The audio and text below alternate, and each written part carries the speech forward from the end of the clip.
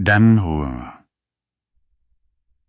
The name given to them by the Munitorum scribes, the charnel dogs of Penal Legion 773A, was not an insult, but a stark, brutal truth. They were, in the grim calculus of the Imperium, carrion eaters, the condemned and the disposable, shorn of name, rank, and often sanity, repurposed into the blunt instruments of imperial will. Their individual sins were myriad: petty theft, grievous blasphemy, dereliction of duty, murder, cowardice, or merely being in the wrong place at the wrong time in a galaxy that cared for neither innocence nor explanation.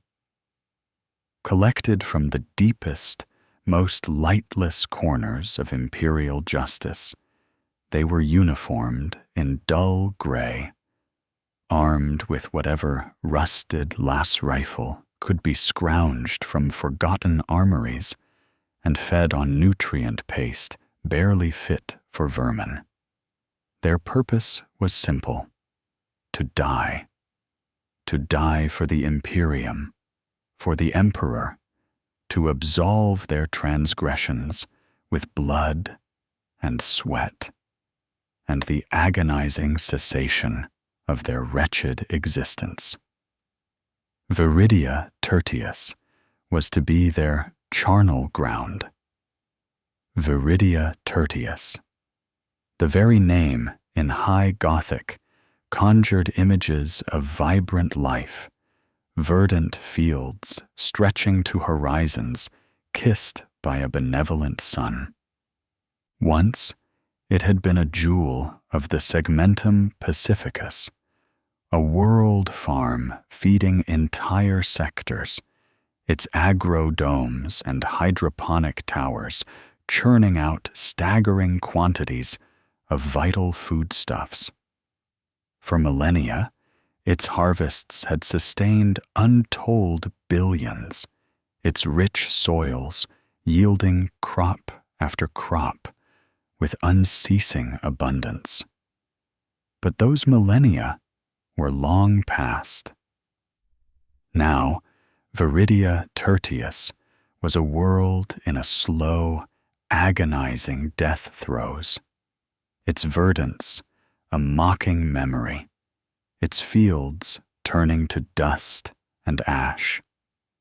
The orbital approach had been a sickening spectacle.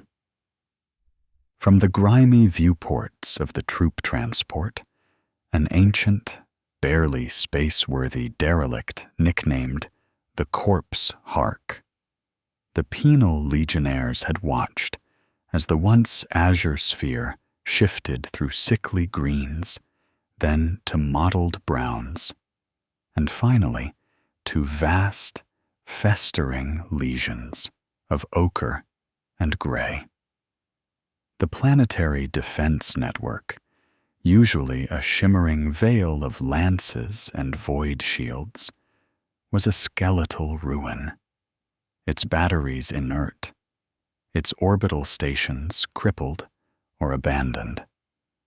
There was no enemy fleet to be seen, no sign of Xenos invasion or chaos corruption. Yet the planet below was undeniably dying.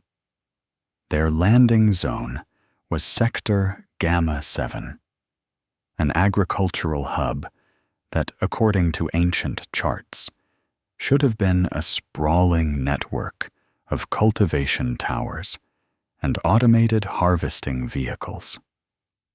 Instead, the dropship shuddered to a halt on a cracked landing pad surrounded by skeletal frameworks that once supported gargantuan transparasteel domes.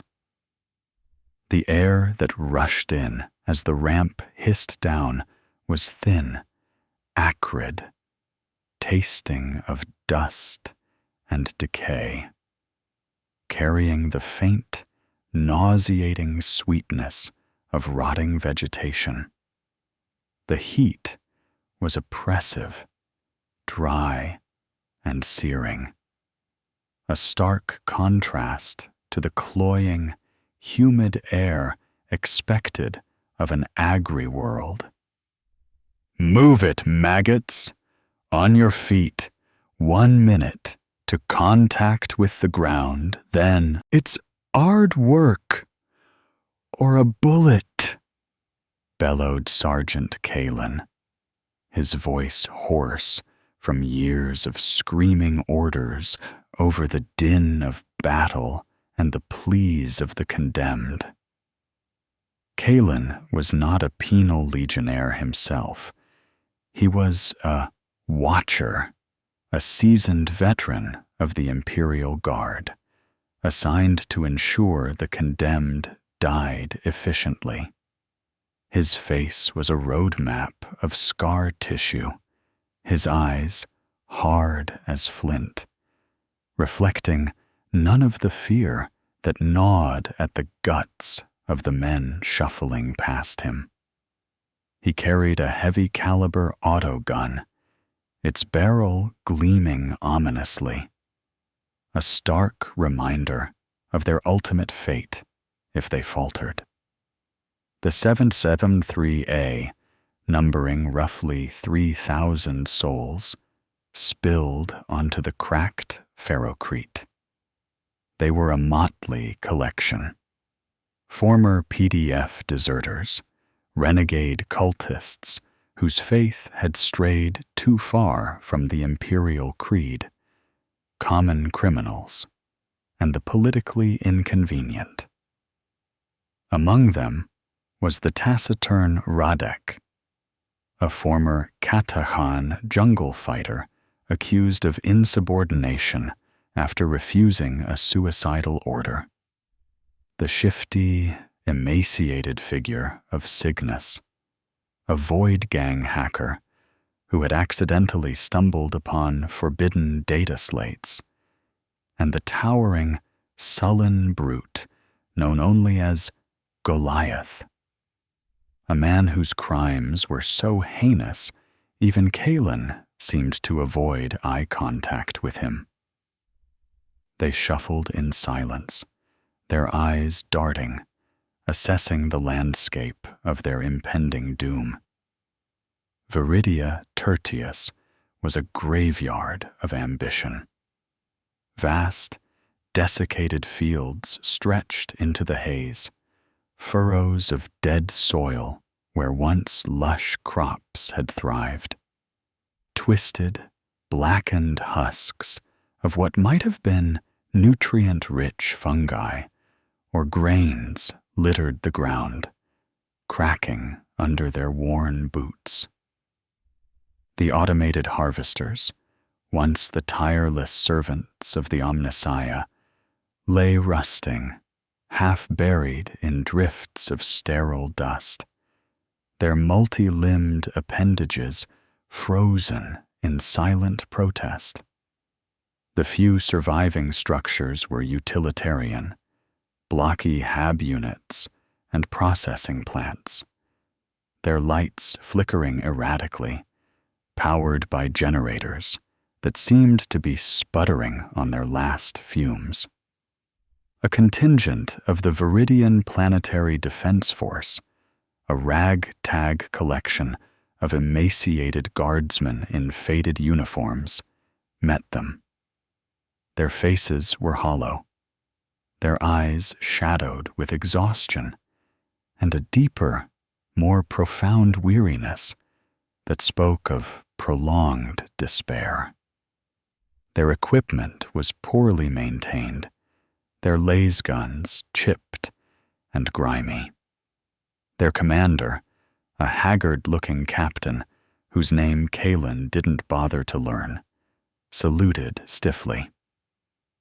"Sergeant Kalen," the captain rasped, his voice dry as the planet's soil. "Welcome to Viridia Tertius.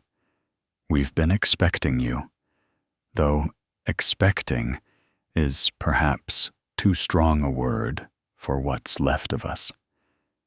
He gestured vaguely at the desolate panorama. The blight.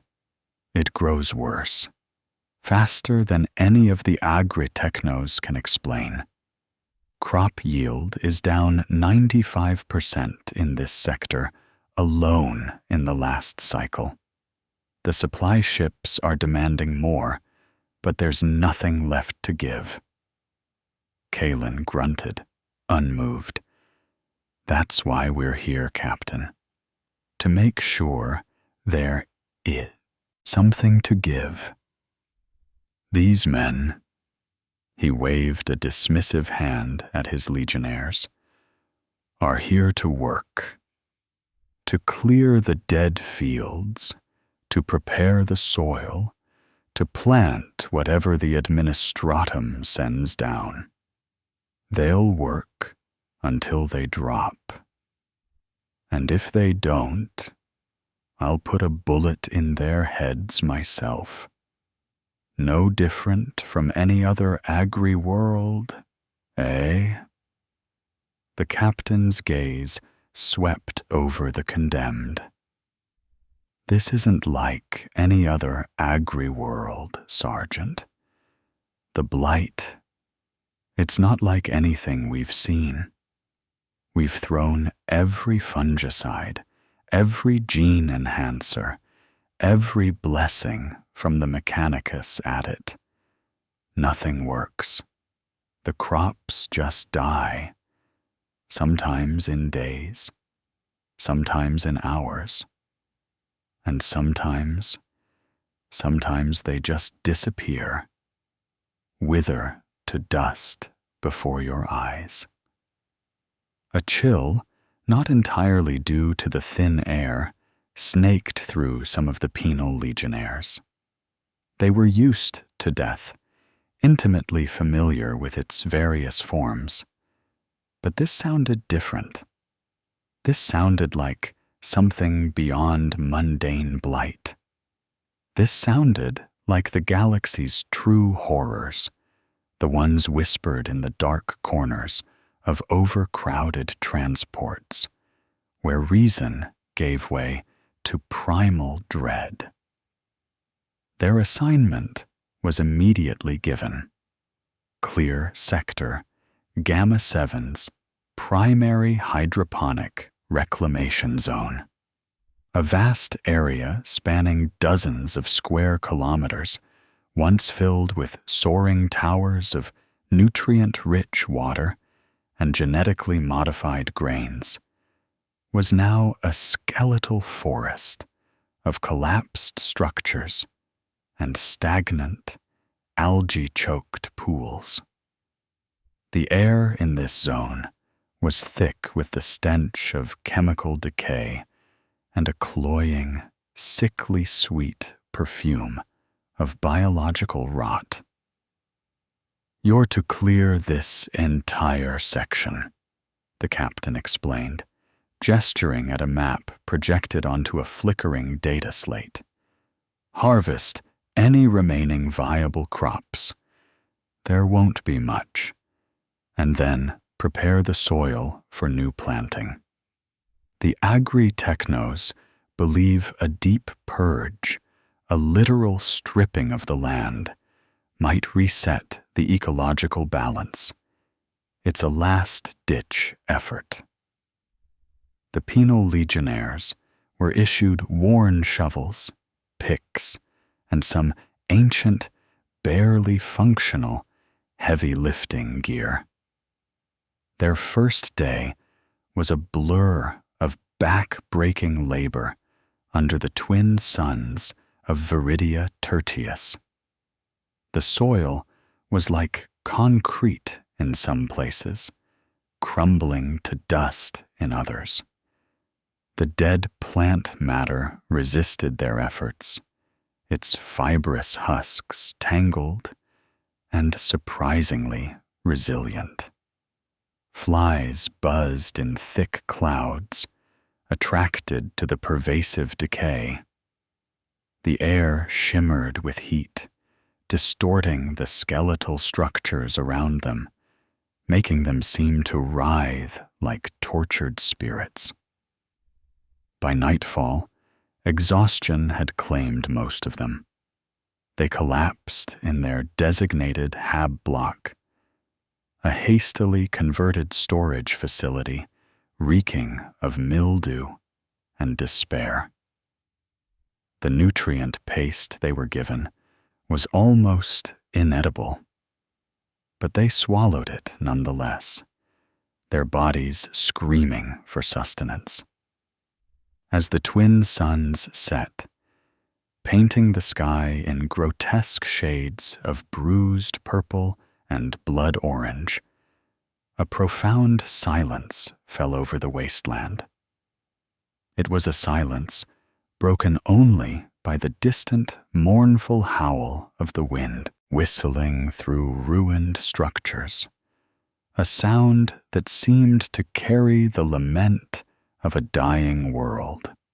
Radek, leaning against a corroded bulkhead, watched the stars emerge, impossibly bright in the thin atmosphere.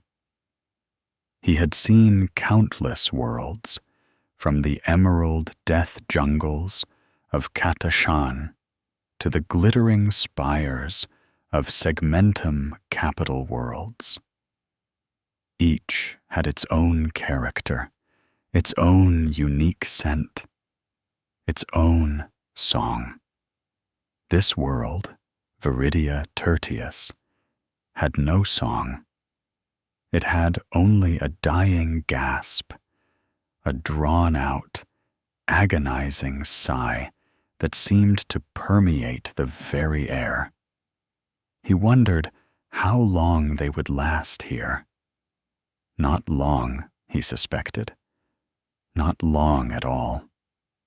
In the grim calculus of the Imperium, a penal legion served its purpose best when it vanished, consumed by the very problems it was sent to solve.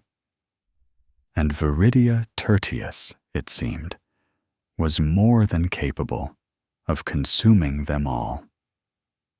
The days on Viridia Tertius blurred into an indistinguishable cycle of dawn to dusk torment.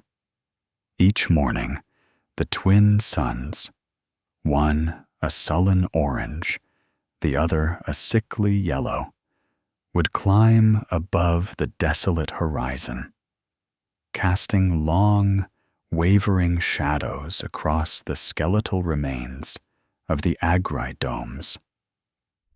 And with their rise came Sergeant Kalen's guttural roar, tearing through the thin veil of sleep, driving the charnel dogs back into the fields of death.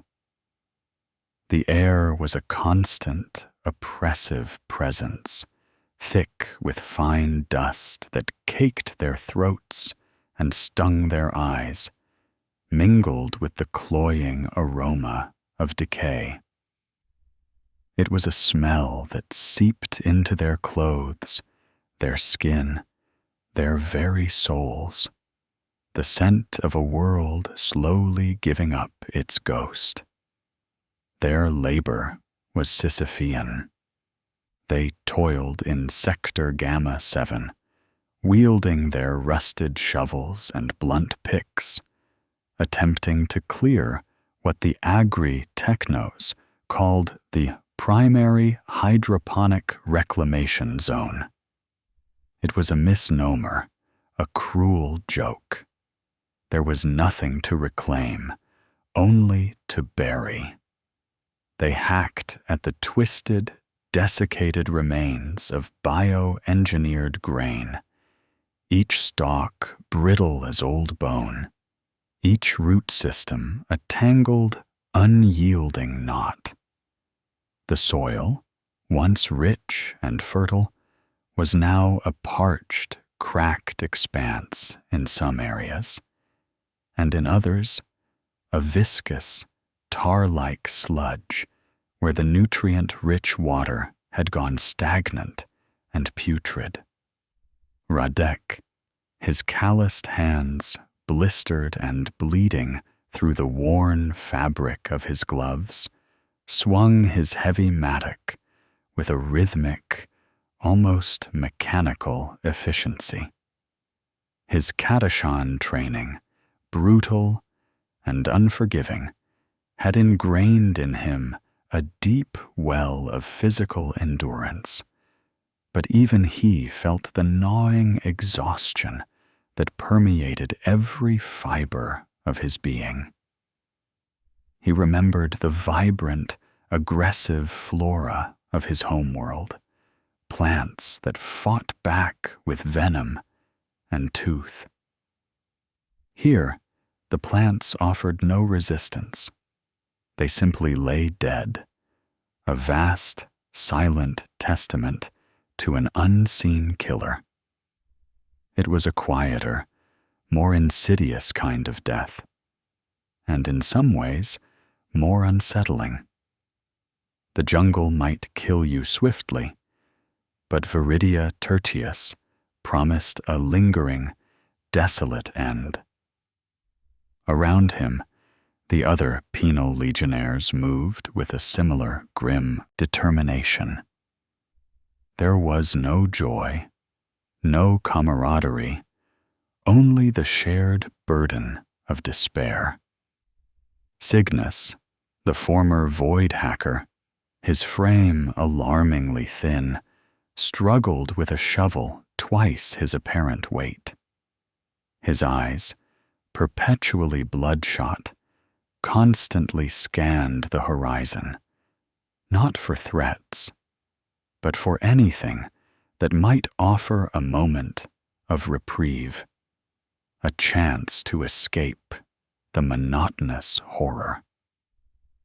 Goliath, the hulking brute, worked with a sullen, silent fury, tearing through the dead biomass with raw strength that belied his obvious mental deficiencies. He grunted with each swing of his pick, a low, animalistic sound that seemed to resonate with the dying planet itself. Sergeant Kalen and his watchers maintained their relentless vigil. Their autoguns were always trained on the working legionnaires, their voices sharp and uncompromising. "Faster, scum!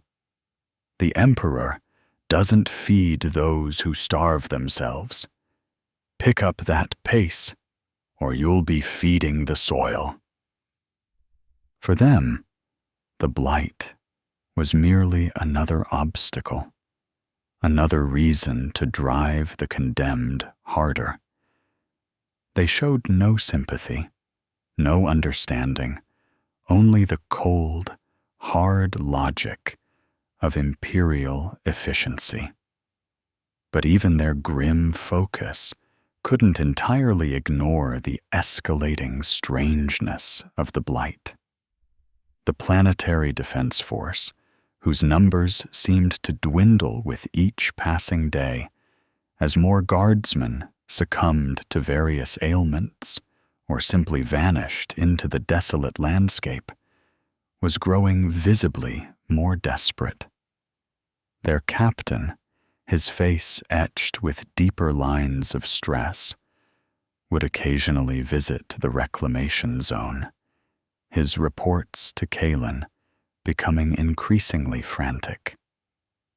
"Sergeant, it's unprecedented," he rasped one afternoon, wiping sweat from his brow with a grimy sleeve. "The new plantings, they're failing faster than the old. We sowed a field of bio-enhanced Vita grain just last cycle, in soil we'd scoured clean ourselves. Less than 3 days, Kalen. 3 days. and it's already withered to brittle dust. The agri-technos have no explanation. They're muttering about unnatural energy signatures and biotemporal decay. Kalen merely spat.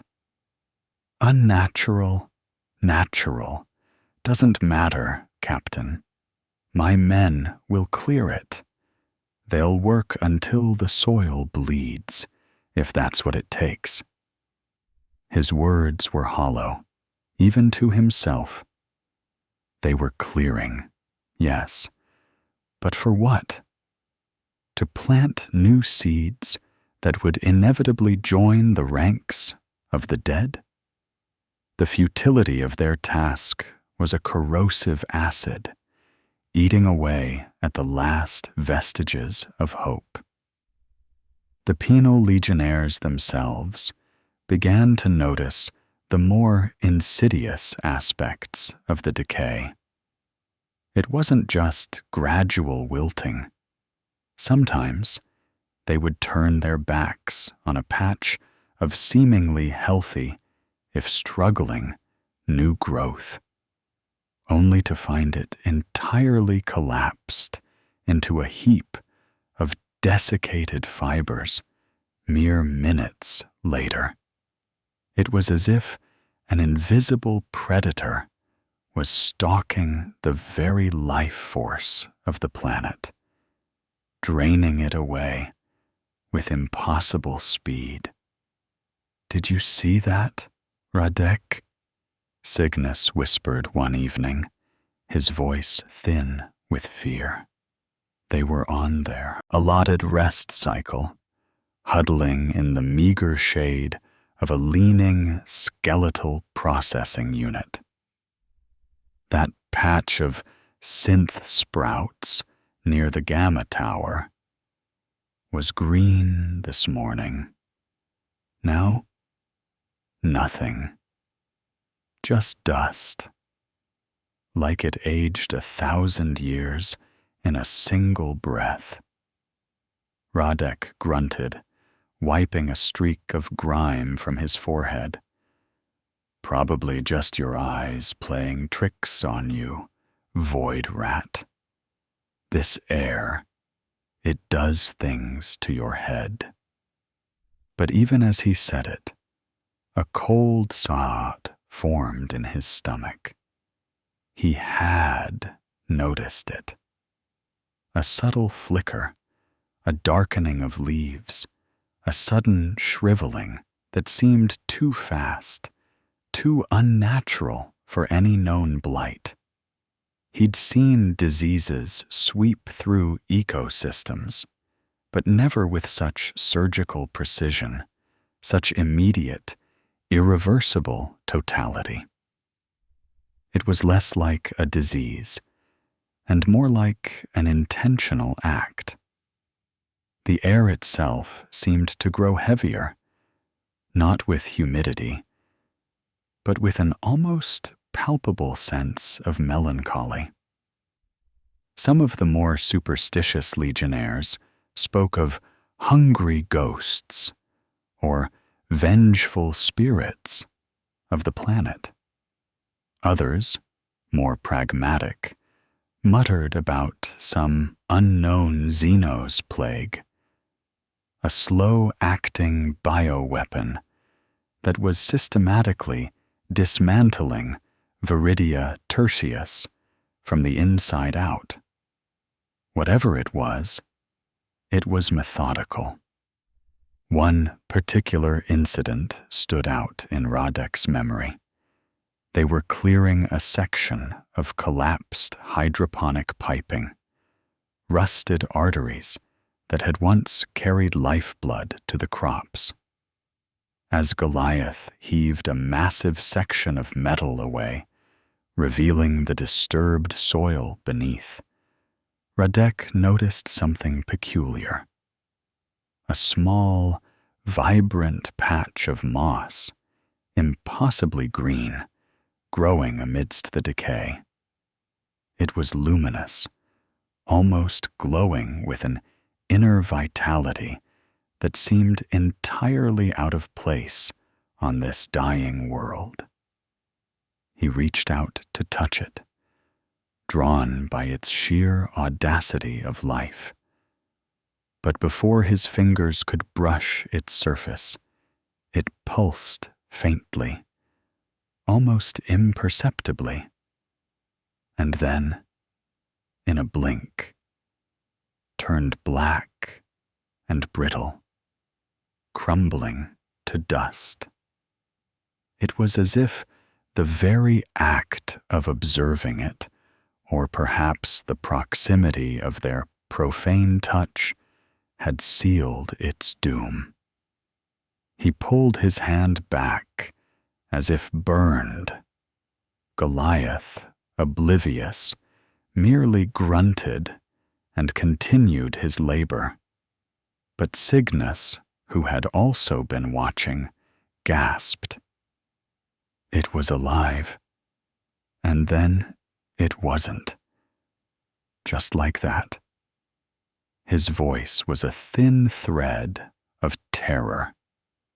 Kalen, ever watchful, barked. "What are you two gawking at? Get back to work. You want to spend the night in the re-education unit?" The threat was enough to send them back to their tasks. But the image of the dying moss lingered in Radek's mind, an unwelcome seed of doubt. This wasn't just blight. This was something else. Something that actively rejected life, or perhaps was being actively rejected by a deeper, unseen force. The water rations grew smaller, the nutrient paste even more bland and meager. The constant work in the dusty, acrid air left their lungs burning and their muscles screaming. Casualties mounted, not from enemy fire, but from exhaustion, dehydration, and the mysterious blight sickness that struck down those weakened by despair. A fever that left them shivering and delirious before consuming them entirely. Their bodies were unceremoniously dumped into designated pits, indistinguishable from the dead crops they had toiled amongst. The Munitorum would mark them lost in action. Another set of sins purged, another statistic in the ceaseless grind of the Imperium. As the weeks bled into months, the atmosphere in the penal camp grew heavy, thick with the unspoken knowledge that their efforts were entirely futile. The agri-technos, cloistered in their increasingly fortified bunkers, continued to send down orders, but their voices held less conviction, more desperation. They spoke of recalibrating geothermal regulators and modulating atmospheric purifiers. But nothing they did stemmed the tide of decay. Viridia Tertius was not merely ailing. It was actively rejecting life, shrugging off every desperate imperial intervention like a bothersome insect. Radek often found himself staring at the distant line where the endless desolation met the horizon, wondering if there was any part of this world that still pulsed with true, uncorrupted life. The imperial maps were clear. Viridia Tertius was a world farm. Nothing more, nothing less. Yet, the systematic, almost intelligent nature of the decay gnawed at him. A feeling, a vague, disquieting whisper in the back of his mind, told him there was something else here, something beyond blight, something ancient, vast, and perhaps deeply, profoundly sad. But what hope could there be on a world whose very essence was being throttled by an unseen enemy? On Viridia Tertius, life was a transgression, and the galaxy's cruel judgment was falling with agonizing slowness. The slow, agonizing death of Viridia Tertius continued, a relentless march of desolation that seemed to mock every effort of the imperial forces. Yet, amidst the pervasive decay, faint, anomalous phenomena began to manifest. Whispers from a dying world that were at first dismissed as the hallucinations of exhausted minds, then as the random quirks of a collapsing ecosystem, and finally as something undeniably more. The most common occurrences were subtle, fleeting moments of unnatural growth amidst the pervasive blight. A single, perfect bloom of a multi-petaled flower, its colors vibrant beyond belief, would appear in a crack in the desiccated earth, only to wither to dust moments later. A cluster of saplings, impossibly green and supple, might sprout overnight from a patch of sterile soil, only to be gone by midday, leaving no trace. These were fleeting glimpses of life, defiant and ephemeral, like sparks from a dying ember. Radek, whose honed senses from Katakan's deadly jungles made him more attuned to environmental subtleties than most, was among the first to notice them consistently. One cycle, while clearing a section of the Gamma 7 reclamation zone, he paused, his mattock arrested mid-swing. Before him, nestled between two crumbling plasteel plates, was a patch of moss, not the luminous, short-lived kind he'd seen before, but a deep emerald green, pulsing with a faint internal light. It seemed to defy the very laws of Viridia Tertius. He watched it, his breath held for a full minute. It didn't wither. It simply pulsed, a steady, silent beat, radiating an inexplicable sense of calm in the otherwise chaotic decay. He felt an odd draw, a feeling not unlike the quiet hum of a healthy jungle, a living presence.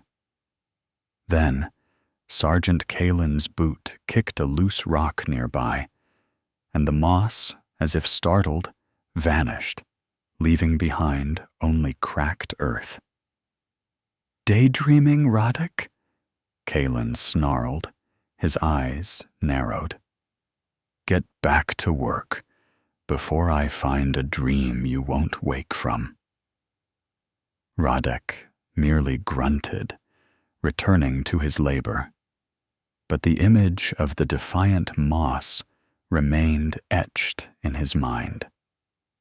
Cygnus, ever the observer and increasingly gaunt, had his own unsettling encounters. He claimed to hear faint, melancholic hums in the deepest parts of the reclamation zone, particularly when the twin suns dipped below the horizon, casting the ruined landscape in long, eerie shadows. "It's like a song, Roddick," he whispered one night, huddled in their communal hab block. "But a sad song, like something's mourning or weeping." The other legionnaires, exhausted and despondent, scoffed. "Probably just the wind. Void rat," one growled, "or you're finally going mad." "This planet'll do that to ya," another added, spitting on the floor. But Cygnus was insistent. "No, it's too regular, too purposeful. It's not the wind. It's in the ground. It's coming from beneath." His eyes, wide and unnaturally bright, reflected a nascent fear that transcended mere physical danger. He was a creature of information, of patterns. And this was a pattern he couldn't reconcile with a merely dying world. The Agri Technos and the remaining PDF also noted the anomalies, though their explanations were far more prosaic. They spoke of localized nutrient pockets, unusual atmospheric ionization, or residual bioelectric discharges from decaying xenoflora. They were the words of men desperate to find a rational explanation for an irrational horror, to fit the terrifying reality into the neat, sterile boxes of imperial science. But their reports, transmitted with increasing urgency to the sector command, contained raw data that hinted at something more profound. Energy signatures, fluctuating wildly but consistently, originating from deep within the planetary crust. Unexplained bio-readings that spiked and vanished. Even Goliath, the simple brute, reacted to the changing atmosphere. He would sometimes pause in his relentless clearing, his massive head cocked, listening to something only he could perceive.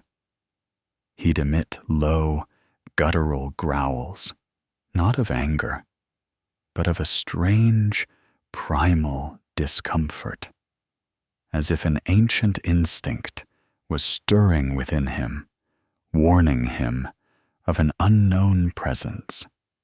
He started to avoid certain areas of the zone, particularly those where the decay seemed to manifest most intensely, or where the sad song Cygnus described seemed strongest. Kalen had to threaten him with the lash to keep him on task. One particularly harsh cycle, a massive dust storm, swept across Viridia Tertius, scourging the landscape for 3 days. Visibility dropped to mere meters, and the legionnaires were confined to their hab blocks, the roar of the wind an incessant, maddening din.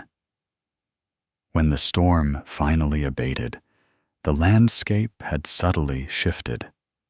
Drifts of fine, abrasive dust had reshaped the terrain, burying some ruins deeper exposing others. And with the changed landscape came a more pronounced series of phenomena. They found themselves assigned to clear an area that had been partially uncovered by the storm. It was a section of the Gamma 7 zone that had previously been too deeply buried under debris and collapsed structures to access. As they worked, chipping away at the compacted earth and plasteel, they began to uncover what appeared to be an ancient subterranean irrigation network. But it was unlike any imperial design they had ever seen. The conduits were not of metal or ceramite, but of a strange, organic-looking material, intricately woven, like petrified roots or veins. They glowed faintly with an internal, phosphorescent light, a soft, ethereal green that pulsed with the same rhythm Heretic had seen in the moss. "What in the Emperor's name is this?" Kaelin muttered, prodding one of the glowing conduits with his boot. His usual bravado seemed to falter, replaced by a flicker of unease. Even he, the hard-nosed pragmatist, could not easily dismiss this. This was not a natural occurrence. One of the agri-technos, a withered man named Lex, his face perpetually gray with exhaustion, hurried over, accompanied by a few PDF guardsmen.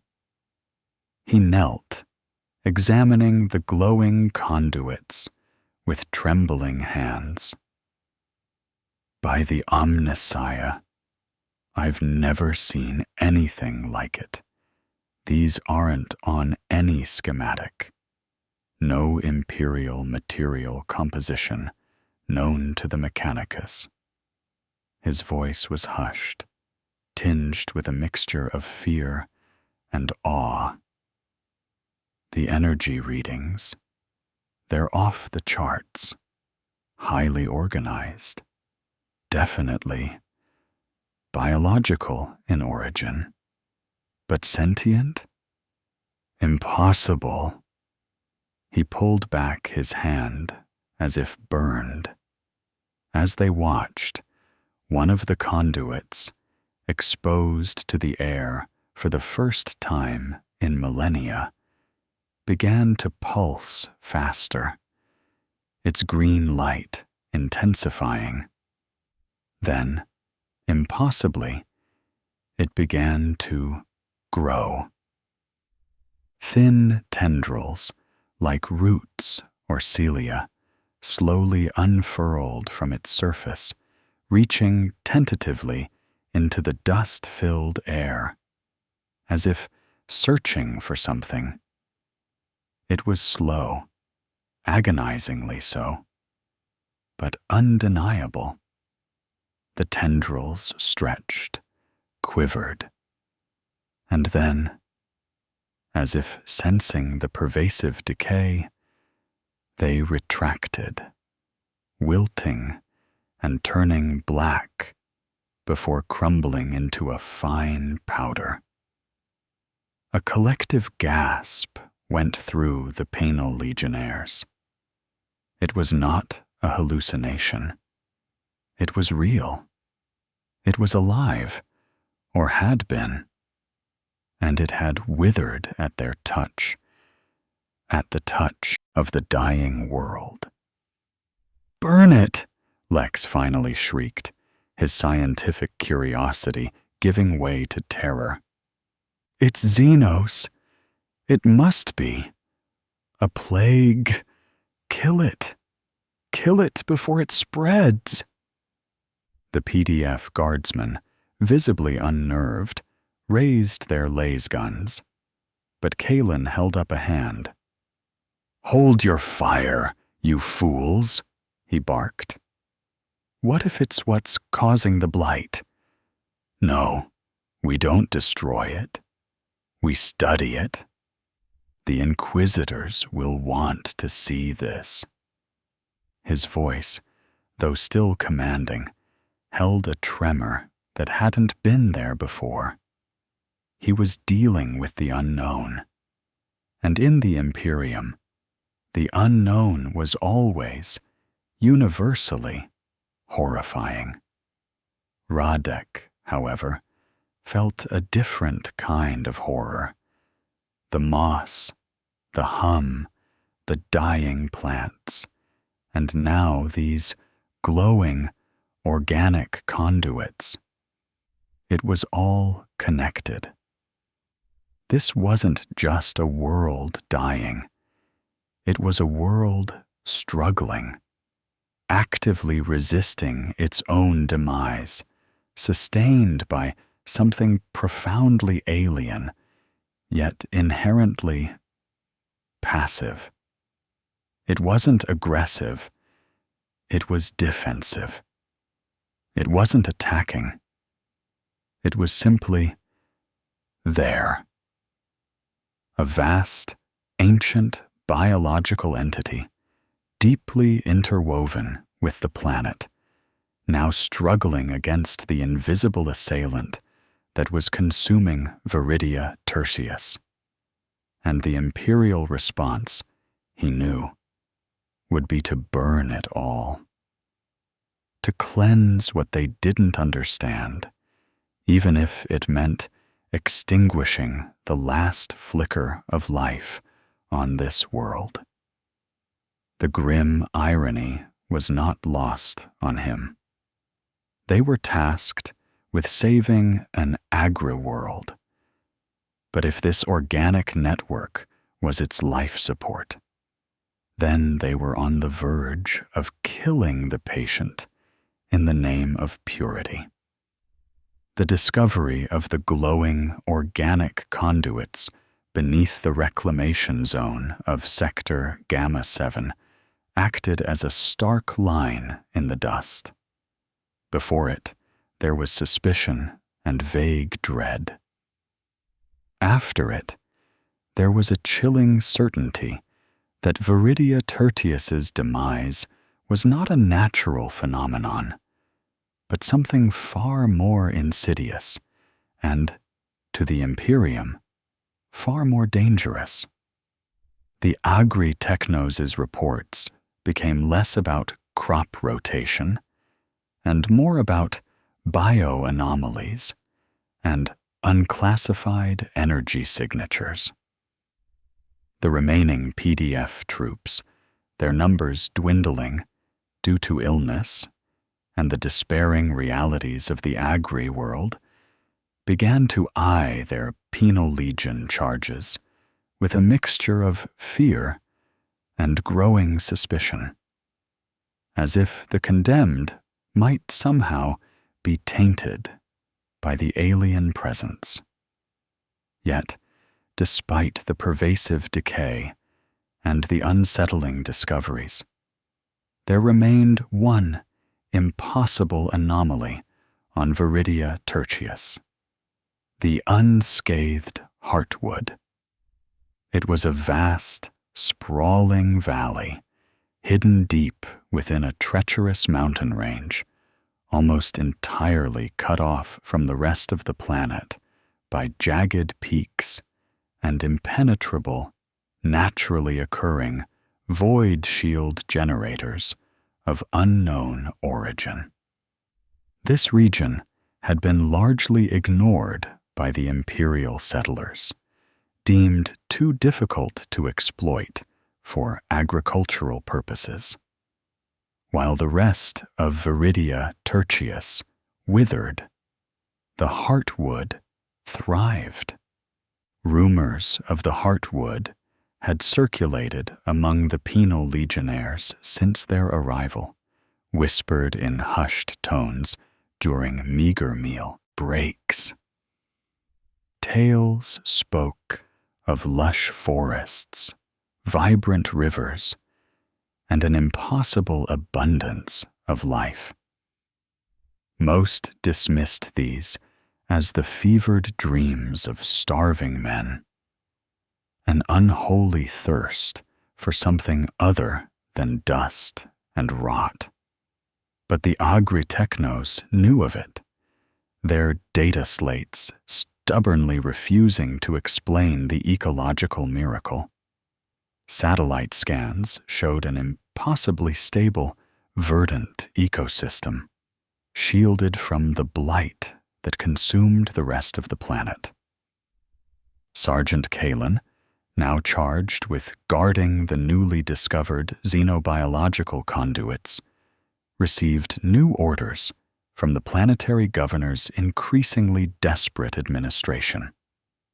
Investigate the Heartwood. It represents an unclassified ecological anomaly, the communiques declared, a potential source of resistance to the blight, or a concentrated vector of the unknown pathogen. Immediate reconnaissance and analysis are required.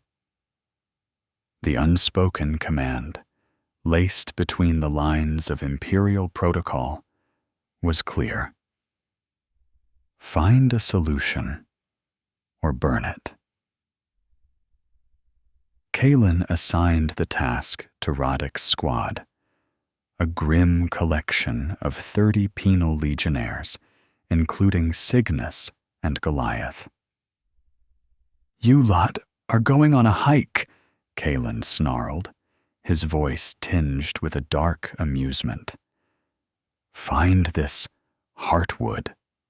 See what kind of green filth the Emperor has cursed us with there.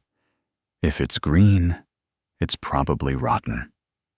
He gave them minimal supplies and a single, ancient terrain map, its lines faded and inaccurate, warning them that getting lost in the mountains would be counted as desertion, punishable by summary execution. The journey to the Heartwood was a trial in itself. The mountains were treacherous, their jagged peaks eroded by centuries of wind and dust storms. They climbed through narrow, twisting passes, over crumbling scree slopes, and across vast, silent plateaus where the air was thin and cold. The desolation was absolute.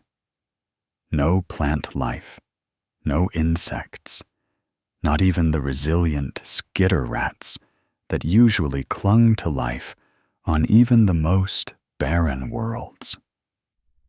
The landscape was a testament to the blight's pervasive reach, a silent, empty canvas of gray and brown. After 3 arduous days, battling exhaustion and the gnawing hunger that was their constant companion, they reached a high ridge. Below them, stretching as far as the eye could see, was a valley that defied belief. It was a riot of color, a symphony of greens, blues, and earth tones that seemed impossible. Lush forests, trees towering hundreds of meters high, their leaves of vibrant emerald, carpeted the valley floor. Rivers, shimmering like quicksilver, snaked through the verdant landscape, their banks lined with strange, bioluminescent flora.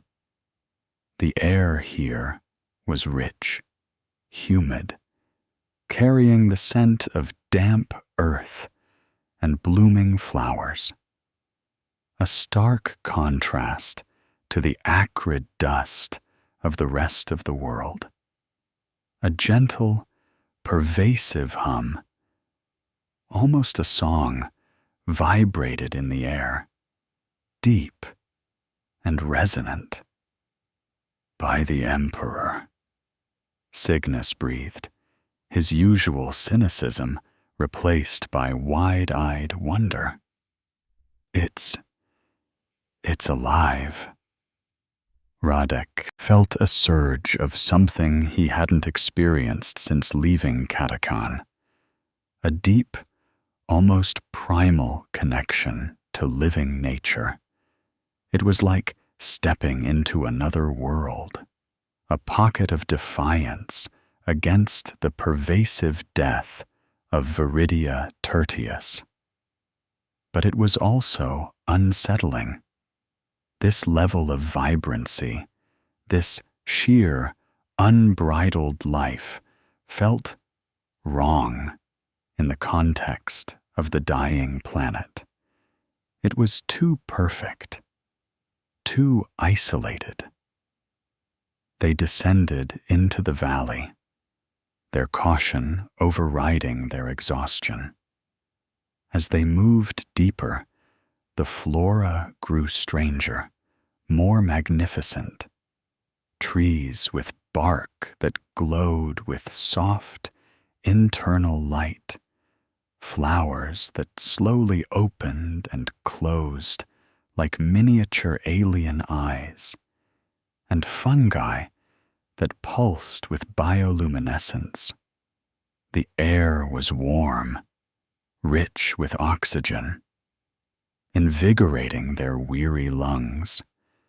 Small, insect-like creatures, some with gossamer wings, others with iridescent carapaces, flitted through the undergrowth, their movements graceful and silent. They encountered no large animals, no predators, nothing that seemed immediately hostile. It was a tranquil, almost primordial place. Yet Radek felt an undeniable sense of being watched, not with malice, but with a quiet, observant curiosity. The humming intensified the deeper they went, weaving through the trees, a constant, low thrum that vibrated in their bones, seeming to carry an unspoken narrative. They set up a temporary camp near a crystal-clear stream, surrounded by trees that branched into intricate, cathedral-like arches. The water was pure, sweet, and surprisingly cold, a stark contrast to the lukewarm, filtered sludge they were accustomed to. As they drank, a few of the legionnaires, hardened criminals and cynical veterans, shed tears, overwhelmed by the sheer, unadulterated beauty and the profound sense of peace. It was during their first night in the Heartwood that the more distinct phenomena began. As darkness fell, the entire valley began to glow. The bioluminescent plants intensified their light, casting long, shifting shadows. The very air seemed to shimmer with an internal radiance. And the hum, Cygnus's sad song, resolved into something more complex, a multitonal symphony of low-frequency vibrations that seemed to emanate from the very earth itself, from the trees, from the water. It was a living soundscape. Radek, on watch, saw it first. Deep within the luminous forest, light pulsed in a regular rhythm, almost like a heartbeat. Then, tendrils of light, impossibly thin and delicate, began to stretch from the trees, weaving through the air, connecting with other plants, creating intricate, luminous webs. It was as if the entire forest was a single, vast organism, communicating, sharing energy, living. And within this vibrant network, he felt something, an awareness, not a mind, not an individual consciousness, but a collective sentience, a vast, interwoven intelligence. It felt ancient, patient, and profoundly gentle. It was unlike any Xenos he had ever encountered. No aggression, no hunger, no territoriality. Only a pervasive sense of nurturing, of vital sustainment. Cygnus, shivering next to him, pointed with a trembling finger. "Look, the plants! They're moving, not like wind. They're dancing." Indeed, some of the smaller flowering plants were subtly swaying, their petals slowly unfurling and retracting in time with the pulsing light. It was a silent, graceful dance of life.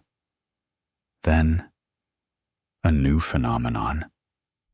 As the light tendrils continued to weave, shimmering projections began to appear within the heartwood. Not solid, not corporeal, but luminous, spectral images. They were fleeting, kaleidoscopic visions, brief flashes of what looked like the planet in its prime, healthy and teeming with life. Then images of slow geological shifts, tectonic plates grinding, oceans receding. Then, more disturbingly, spectral outlines of the blight, tendrils of shadow creeping across the luminous projections of healthy land.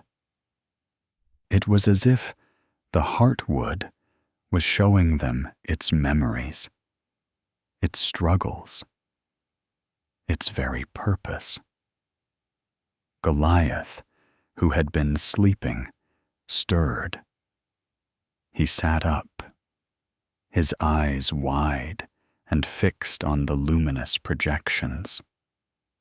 A low whimper escaped his throat, a sound Heretic had never heard from the brute. He pointed a massive finger at one of the fleeting images, a projection of a plant withering into dust, an exact replica of what they had seen in the reclamation zone. His face, usually a mask of sullen indifference, was now contorted with a mixture of fear and profound, childlike sorrow. It was as if the primitive part of his mind, untouched by the conditioning of the Imperium, understood something fundamental about the struggle being depicted. Heretic felt a cold dread settle in his heart. This wasn't just a thriving ecosystem. This was a source. This was the verdant heart that was fighting the blight, desperately clinging to life, trying to keep the entire planet from dying. The glowing organic conduits they found in the reclamation zone must have been extensions of this, reaching out, trying to heal the dying world. And the blight, It was not merely a disease. It was an opposing force, systematically dismantling this vast, benevolent intelligence. The penal legionnaires, hardened by war and suffering, found themselves speechless. The fear of the unknown was a familiar companion. But this was different. This was a fear born of beauty, of impossible life, and of a horrifying realization. They were on a dying world, sent to save it, but the only thing keeping it alive was a Xenos presence, one that the Imperium would undoubtedly condemn and destroy. Their orders to investigate now felt like a precursor to an act of cosmic desecration. The encounter with the Heartwood's luminous projections and the undeniable sentience radiating from its core left the penal legionnaires in a state of disquieted awe. The hardened criminals, the cowards, the blasphemers, all were silenced by the sheer, overwhelming beauty and the subtle, empathetic resonance of the verdant intelligence. The morning after their first night in the Heartwood, the previous cycle's grim cynicism was replaced by a fragile, almost bewildered wonder. As the twin suns rose, painting the valley in a spectrum of greens and golds, the pulsing lights of the flora dimmed, but the pervasive hum remained, a soft, comforting thrum. Radek, after a restless night, felt a strange sense of clarity. The pieces of the puzzle, disjointed and terrifying on the dying plains, now began to align within the Heartwood. The moss, the fleeting sprouts, Cygnus's sad song, Goliath's primal reaction, all pointed to a single, vast, benevolent consciousness interwoven with the planet's very biology. Their mission, as given by Sergeant Kalen, had been to investigate. But how does one investigate a living, planetary mind that communicates through bioluminescence and empathetic resonance? There were no Xenos artifacts to collect, no hostile entities to engage, no battle plans to draw up. Only life, impossibly vibrant and fragile, asking for nothing but to exist.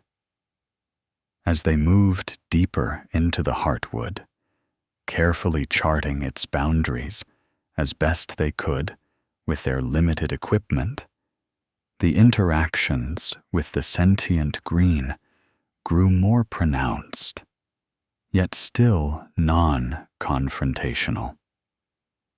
It didn't communicate in words, or even in coherent imagery, but through subtle nudges, protections, and revelations. One instance occurred when Cygnus, attempting to follow a convoluted path along a particularly steep precipice, slipped. His worn boot lost purchase on a patch of slick, root-covered stone, and he began to tumble towards a jagged drop. In that instant, before Radek could react, a thick, rope-like vine, previously unnoticed and clinging to the cliff face, suddenly surged, twisting around Cygnus's ankle with surprising gentleness, arresting his fall. It held him suspended for a moment, then slowly, carefully, lowered him back onto solid ground. The vine then retracted, blending back into the background, leaving no trace of its intervention. Cygnus, pale and trembling, could only stare at his savior, a silent, blooming plant that pulsed with a faint green light.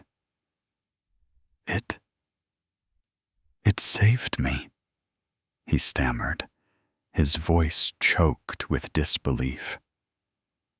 Radek, who had witnessed the impossible rescue, could only nod slowly. It did. The intelligence was not merely passive. It was protective. Later, Goliath, in his usual clumsy, powerful manner, inadvertently stumbled upon a nest of small, avian-like creatures, their plumage a dazzling array of colors. The creatures, startled, began to shriek, fluttering in alarm. Goliath, in his primal fear, raised his heavy pick, preparing to smash them, a reflex honed by years of brutal survival. But before he could strike, a low, resonant thrum emanated from the surrounding trees, a vibration that seemed to calm the creatures and simultaneously pacify Goliath.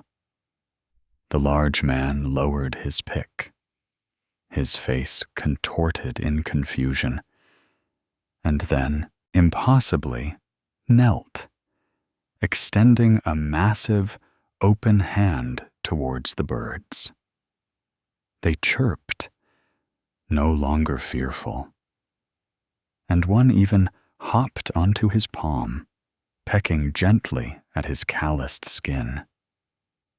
It was a moment of profound, unnatural peace, a direct emotional intervention by the verdant intelligence. The Xenos was not aggressive. It was not predatory. It was not even sentient in the way the Imperium understood sentience, with thoughts and plans and desires. It was more akin to a vast, planetary nervous system, a consciousness that sought balance, growth, and the sustainment of life within its domain. Its interventions were subtle, guiding, nurturing, reacting to threats with protective deflections rather than violent force. It was a benevolent shepherd, tending its flock. Radek, observing these interactions, began to understand the true tragedy unfolding on Viridia Tertius. This Xeno, this verdant mind, as he silently began to think of it, was not the source of the blight. It was the planet's immune system, its life support. The blight, then, was an external aggressor, slowly overwhelming the verdant mind's desperate attempts to heal itself and the planet. The glowing conduits in Gamma 7 were its desperate tendrils, reaching out, trying to re-establish connections, to pump life back into the dying parts of the world. But each time they did, they were consumed by the blight, or worse, discovered by the Imperium. The implications were staggering. The agri-technos and the planetary governor, desperate to save the world, were inadvertently aiding the blight by constantly cleansing the surface, severing the verdant mind's attempts at regrowth. And Kalen's orders to burn it, if it was green filth, meant destroying the very heart of the planet's life. Radek knew that the Imperium's response to such a discovery would be swift, brutal, and uncompromising. Xenos were anathema. Abominable intelligences were to be purged. There was no room for benevolence, for understanding, for symbiosis in the rigid, xenophobic dogma of the God Emperor. The very existence of the verdant mind, regardless of its role in sustaining billions, would be seen as an existential threat, a corruption of humanity's divine right to rule the galaxy. He decided he needed to confirm his hypothesis. He sought out the agri-techno, Lex, who was still holed up in his increasingly fortified bunker back at Sector Gamma 7, constantly relaying new data to the Imperial Command. Radek, feigning a need for more durable digging implements, managed to get Lex alone. Agri-techno, Radek began, keeping his voice low and deferential. We've observed unusual energy signatures within the heartwood, and plant growth defying all known blight patterns. Lex, initially dismissive, perked up. Yes, the reports indicate that. The anomaly. What of it? Could it be that, Radek ventured, choosing his words carefully, that the blight is fighting the heartwood? That the heartwood is what's keeping the planet alive? Lex scoffed, but a flicker of unease crossed his face. Preposterous. The Emperor's will is for humanity to thrive. Any Xenos presence is an affront, a disease to be purged. The heartwood is either a fluke, a natural pocket of resistance, or the very source of this planetary plague. It is to be eradicated once its nature is confirmed. But what if it isn't agri-techno? Radek pressed.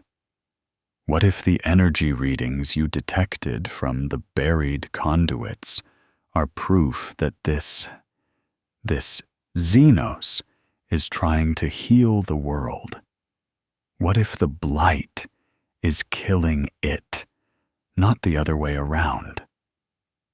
Lex's eyes widened, a look of dawning horror replacing his scientific dismissal. No. Impossible. The Mechanicus teaches us that all Xenos are inherently malevolent, a threat to humanity's purity. A benevolent Xenos. It defies all doctrine. It would be heresy to even consider. His voice rose to a nervous pitch. Even if it were true, the Imperium would never accept it. Never. It would be an abominable intelligence, an unspeakable crime. The agri-techno, caught between his data and his doctrine, began to tremble. His faith in the imperial creed was absolute, but the evidence, however subtly, was beginning to chip away at the edges of his conviction. The sheer, overwhelming logic of Radek's question, that perhaps the unseen enemy was not the vibrant life, but that which sought to extinguish it, was terrifying. Radek left Lex to his internal torment. He had his answer.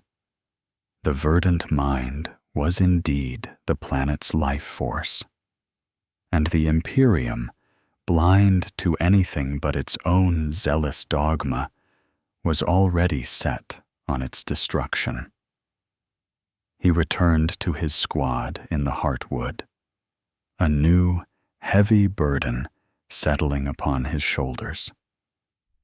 He was a condemned man, a mere statistic, but he had seen a miracle, and he knew, with a certainty colder than the void, that the true battle for Viridia Tertius was not against an external blight, but against the crushing, unyielding dogma of the Imperium itself.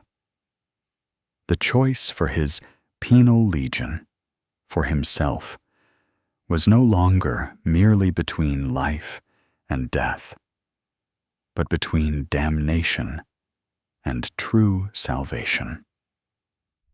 Radek's report on the unscathed Heartwood, delivered by a small, battered shuttle that braved the treacherous mountain passes, landed on Sergeant Kalen's desk with a resounding thud. Kalen, in turn, relayed a sanitized version of the findings to the increasingly frantic planetary administration, omitting any details that hinted at sentience or benevolent Xenos intervention. His primary focus was tactical. A vast, unmapped, thriving ecosystem presented both an opportunity and a threat. However, the raw data, collected by Radek's squad and augmented by the agri-techno Lex's increasingly agitated reports, spoke volumes. The energy signatures from the Heartwood were not only off the charts, but exhibited a complex, organized pattern that defied natural explanation. The sheer biodiversity was alarming, the growth rates unprecedented, coupled with the discovery of the subterranean organic conduits beneath Sector Gamma 7. The picture was becoming too clear, too alien, even for the most dogmatic Imperial savants to ignore entirely. And so, the inevitable arrived. A week after Radek's return, a fleet of Imperial vessels punctuated the grim skies of Viridia Tertius. Not Munitorum supply convoys, nor guard troop transports, but the unmistakable silhouettes of an inquisitorial black ship, sleek and predatory, accompanied by two smaller, equally menacing frigates bearing the sigil of the Adeptus Mechanicus. This was not a mercy mission. This was an investigation, an interrogation, and ultimately, an extermination. From the lead black ship descended an inquisitorial retinue, a chilling procession that immediately cast a pall of oppressive authority over the already desperate Imperial forces. At its head strode Inquisitor Valerius Thane, a gaunt, austere figure whose black carapace armor seemed to absorb all light. His face a mask of cold, unwavering conviction. He was a radical Puritan, a firebrand of the Ordo Xenos, infamous for his unwavering adherence to the imperial creed and his merciless stance against any perceived alien contamination. Beside him marched a contingent of Skitarii Rangers, their red robes billowing, their bionic eyes scanning the desolate landscape with cold, unfeeling precision, their galvanic rifles held ready.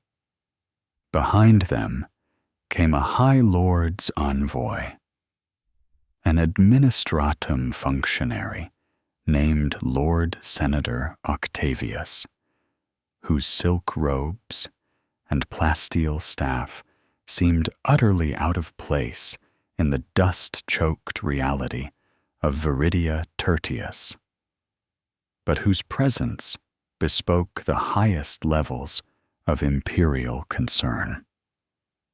Their arrival was met with a mixture of terror and relief by the planet's remaining administrators.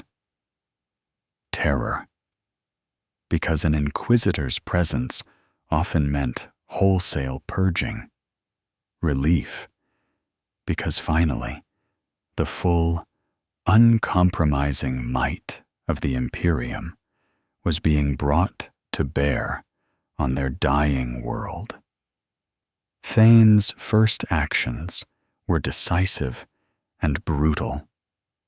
He established a temporary command post within the largest remaining hab block, its walls immediately reinforced, and wards against psyker detection established.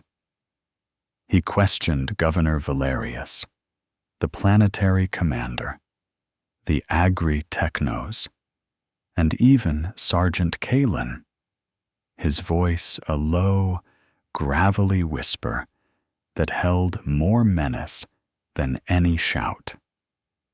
His questions cut to the bone, probing for any deviation from imperial doctrine, any hint of compromise with the unknown.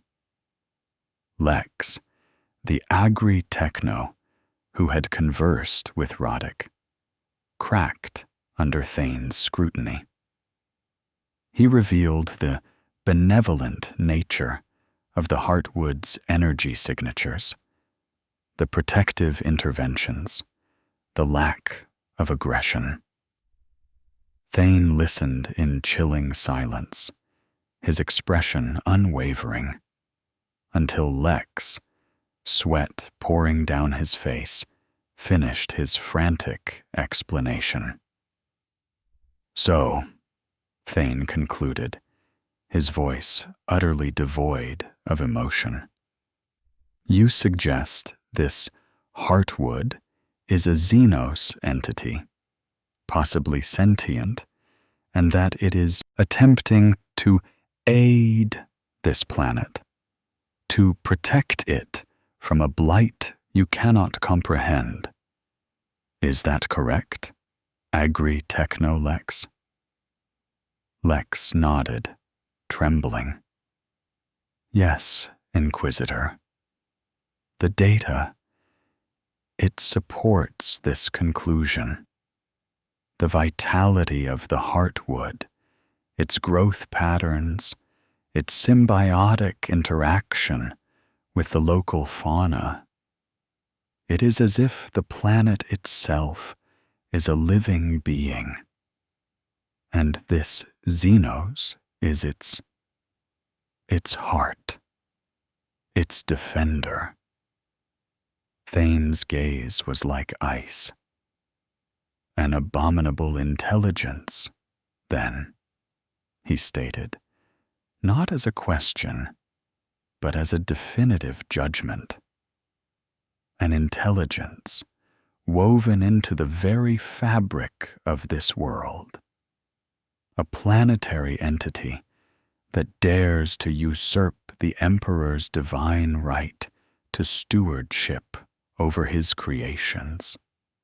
A cancerous growth upon the purity of Terra's domain. He turned to Lord Senator Octavius. My lord, the evidence is conclusive. This world is compromised, infested, corrupted. Octavius, a man accustomed to the grand pronouncements of the High Lords, merely nodded, his face impassive. The administratum's concern is the continuation of tithes, Inquisitor. If this world can be rendered productive again, then so be it, but not at the cost of imperial purity. His words were cold, pragmatic, echoing the ruthless logic of the Imperium. Thane turned his attention to the penal legionnaires, specifically Radek's squad. They were brought before him, their weary faces grim. Thane's eyes, piercing and cold, swept over them, stripping away their individual histories, seeing only their collective status as the condemned. He questioned Radek directly about the heartwood, the lights, the humming, the sentience. Radek, despite his fear, spoke with a steady voice, describing the beauty, the intricate life, the protective nature of the phenomena they witnessed. He omitted his personal conclusions about its benevolence, instead framing it in neutral, observational terms. But even his careful descriptions betrayed a reverence that Thane found repulsive. You describe a thriving, vibrant ecosystem, untouched by the blight that plagues this world, Thane stated, his voice a low growl. You describe a living network of alien flora, displaying a clear, organized intelligence. You describe an entity that defied your weapons, your understanding, your very senses, yet you did not immediately open fire and cleanse it with purifying flame. Instead, you observed it, recorded its actions, and returned with a report that speaks of its beauty and tranquility. Radek remained silent, knowing any defense would be futile. Thane turned to his Skitarii. This is not a naturally occurring ecological phenomenon.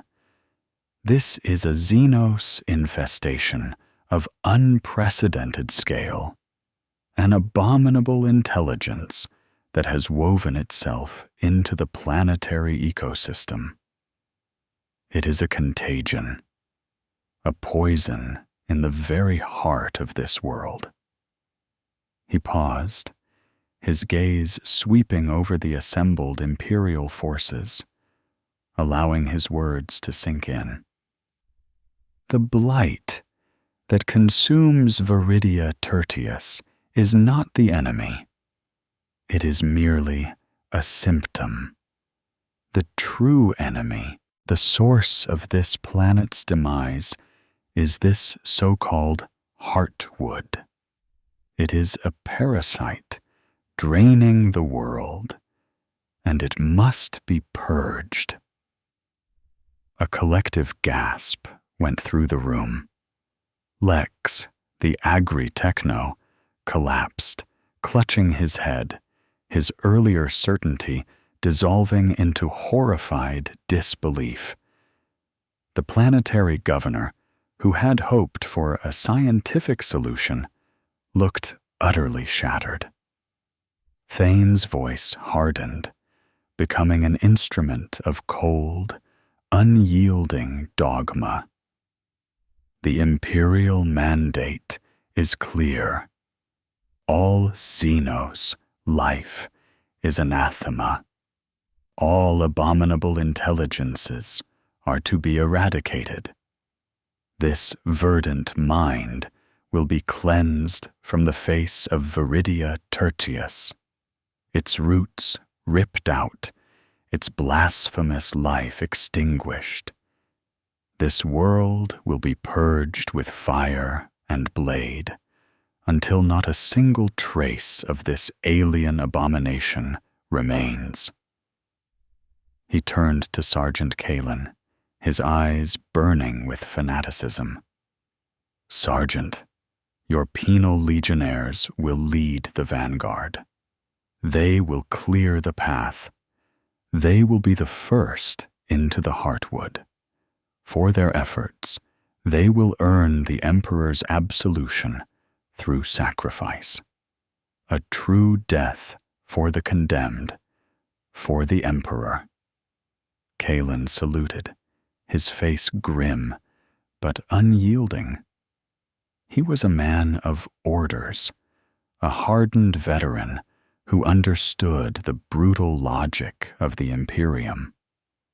But Radek, standing among his condemned brethren, felt a cold dread deeper than any fear of death. He had seen the Heartwood. He had felt its life. He knew, with absolute certainty, that Thane's judgment was a death sentence not just for the Xenos, but for the entire planet. They were being ordered to commit planetary suicide in the name of purity, to slay the very entity desperately clinging to life in order to save it.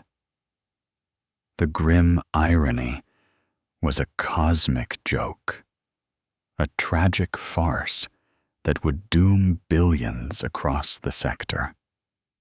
The true test of their faith and their humanity was about to begin.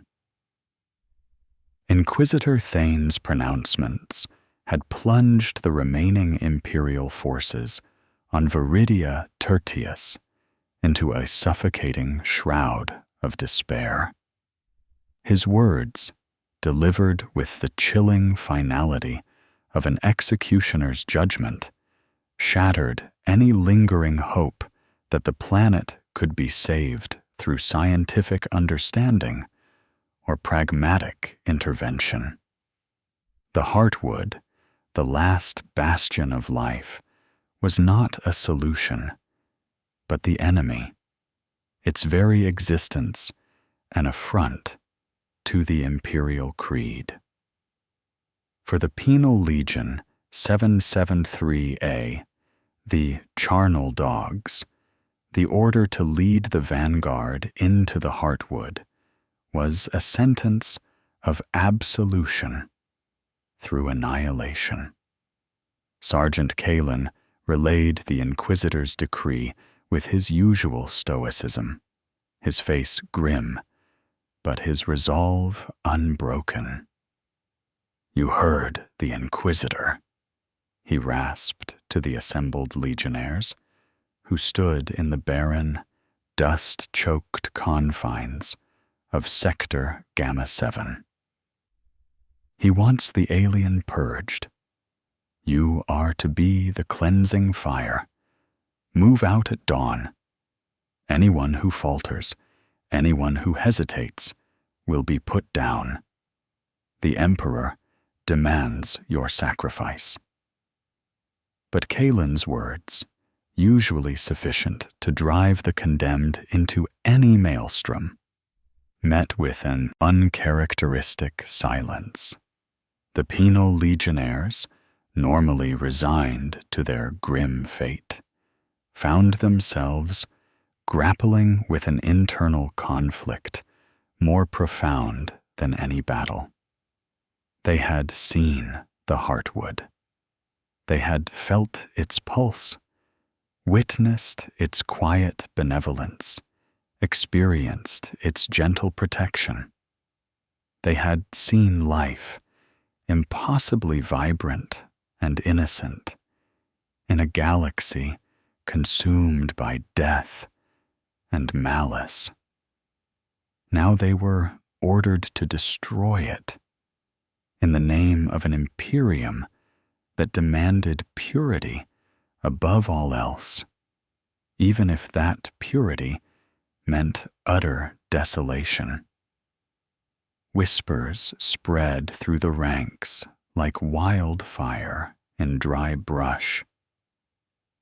"It saved Cygnus," one legionnaire muttered, nodding towards the emaciated hacker.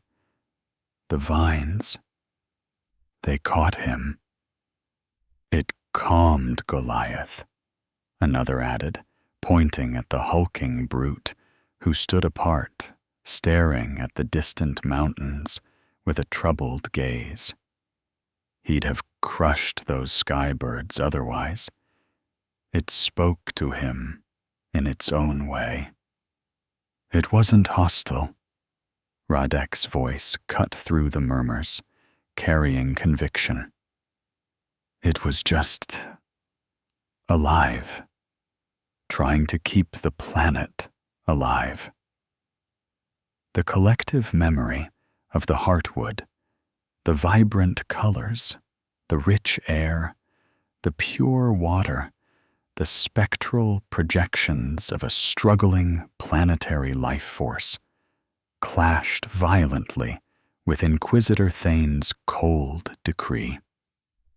These men, hardened by a lifetime of crime and punishment, were not given to sentimentality. But they understood injustice, and they understood a rigged game. To destroy the last living thing on a dying world, to participate in its murder for a dogma they barely comprehended, felt like a betrayal, not just of some abstract ideal, but of the very spark of life they had witnessed. Internal strife ripped through the Legion.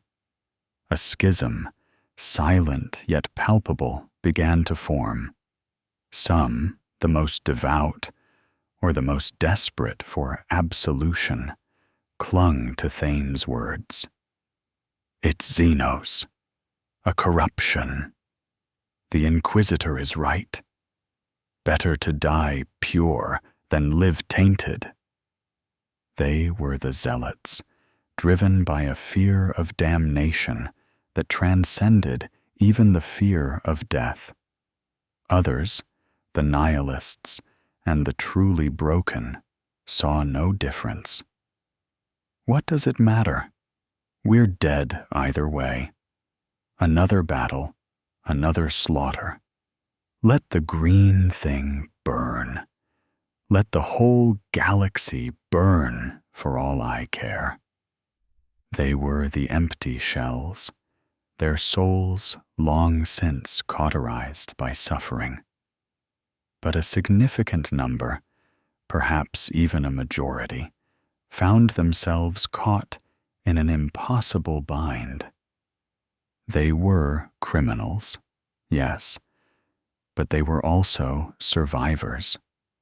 They understood the brutal realities of the galaxy. They had seen enough death.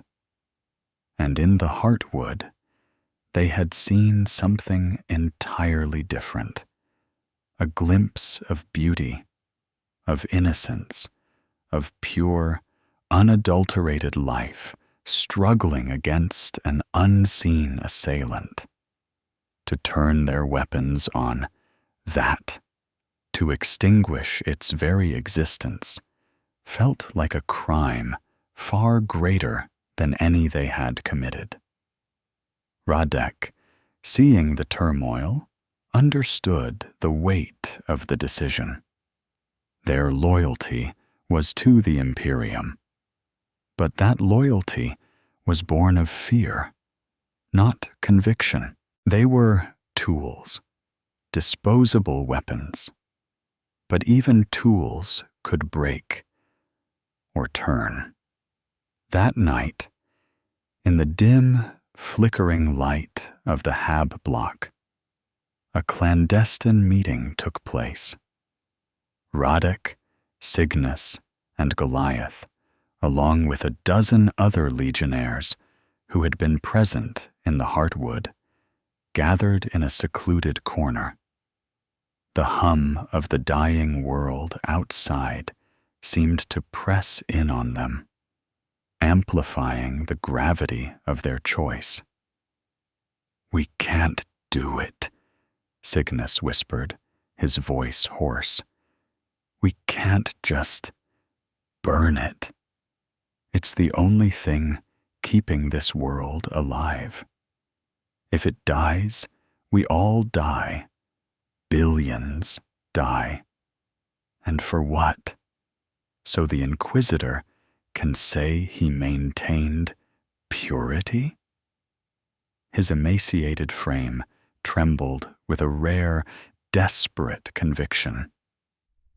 "Orders are orders," grumbled one of the more pragmatic legionnaires, a former planetary defense enforcer named Shiv, who still clung to a semblance of military discipline.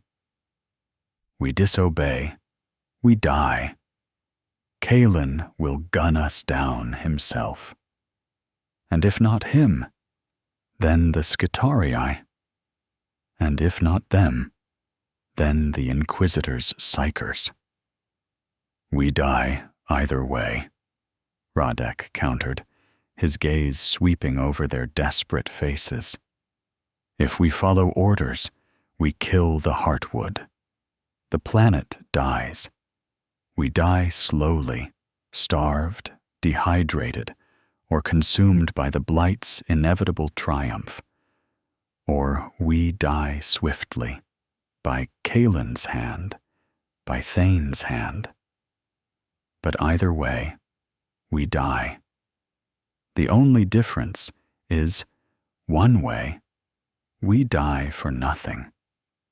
We die for a lie, for a planet that is already doomed by our obedience.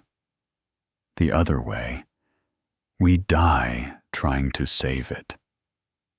Goliath, who had been silent, let out a low growl. "Green, good. Kill Blight. Not green."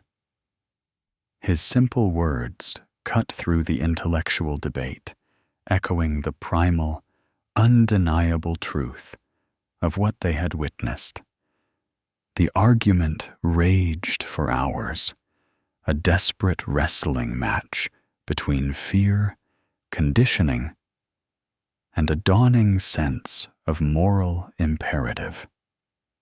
The Imperium had stripped them of everything: their names, their pasts, their freedoms, but it had not entirely stripped them of their capacity for a desperate, defiant act of choice.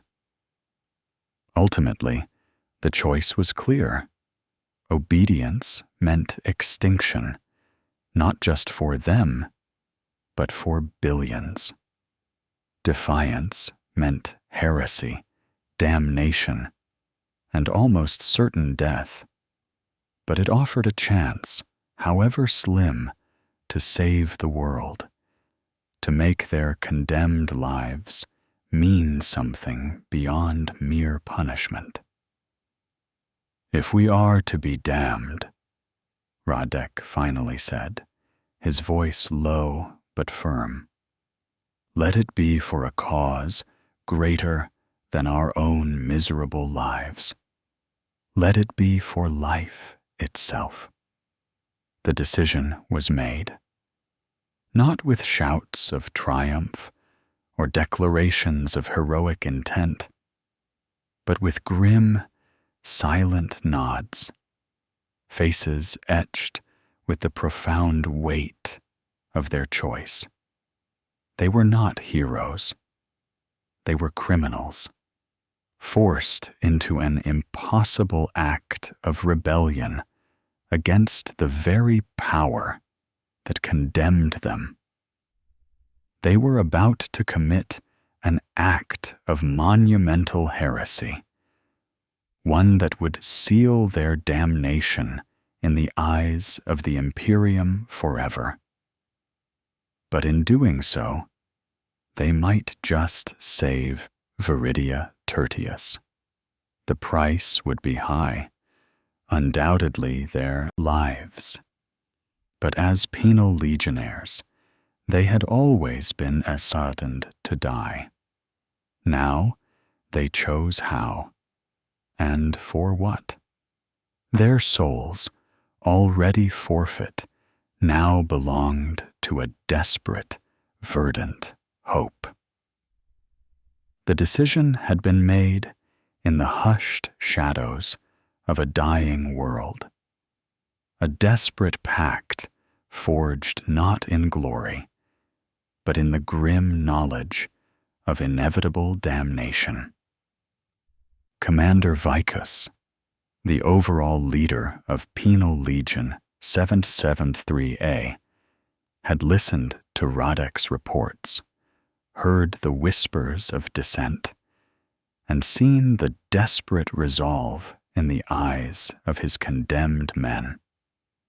Vicus was a brute, a pragmatic survivor forged in 1,000 forgotten skirmishes. But he was also a man of calculation. The Inquisitor's plan was a death sentence for the planet, and by extension, for every soul on it. The numbers simply didn't add up.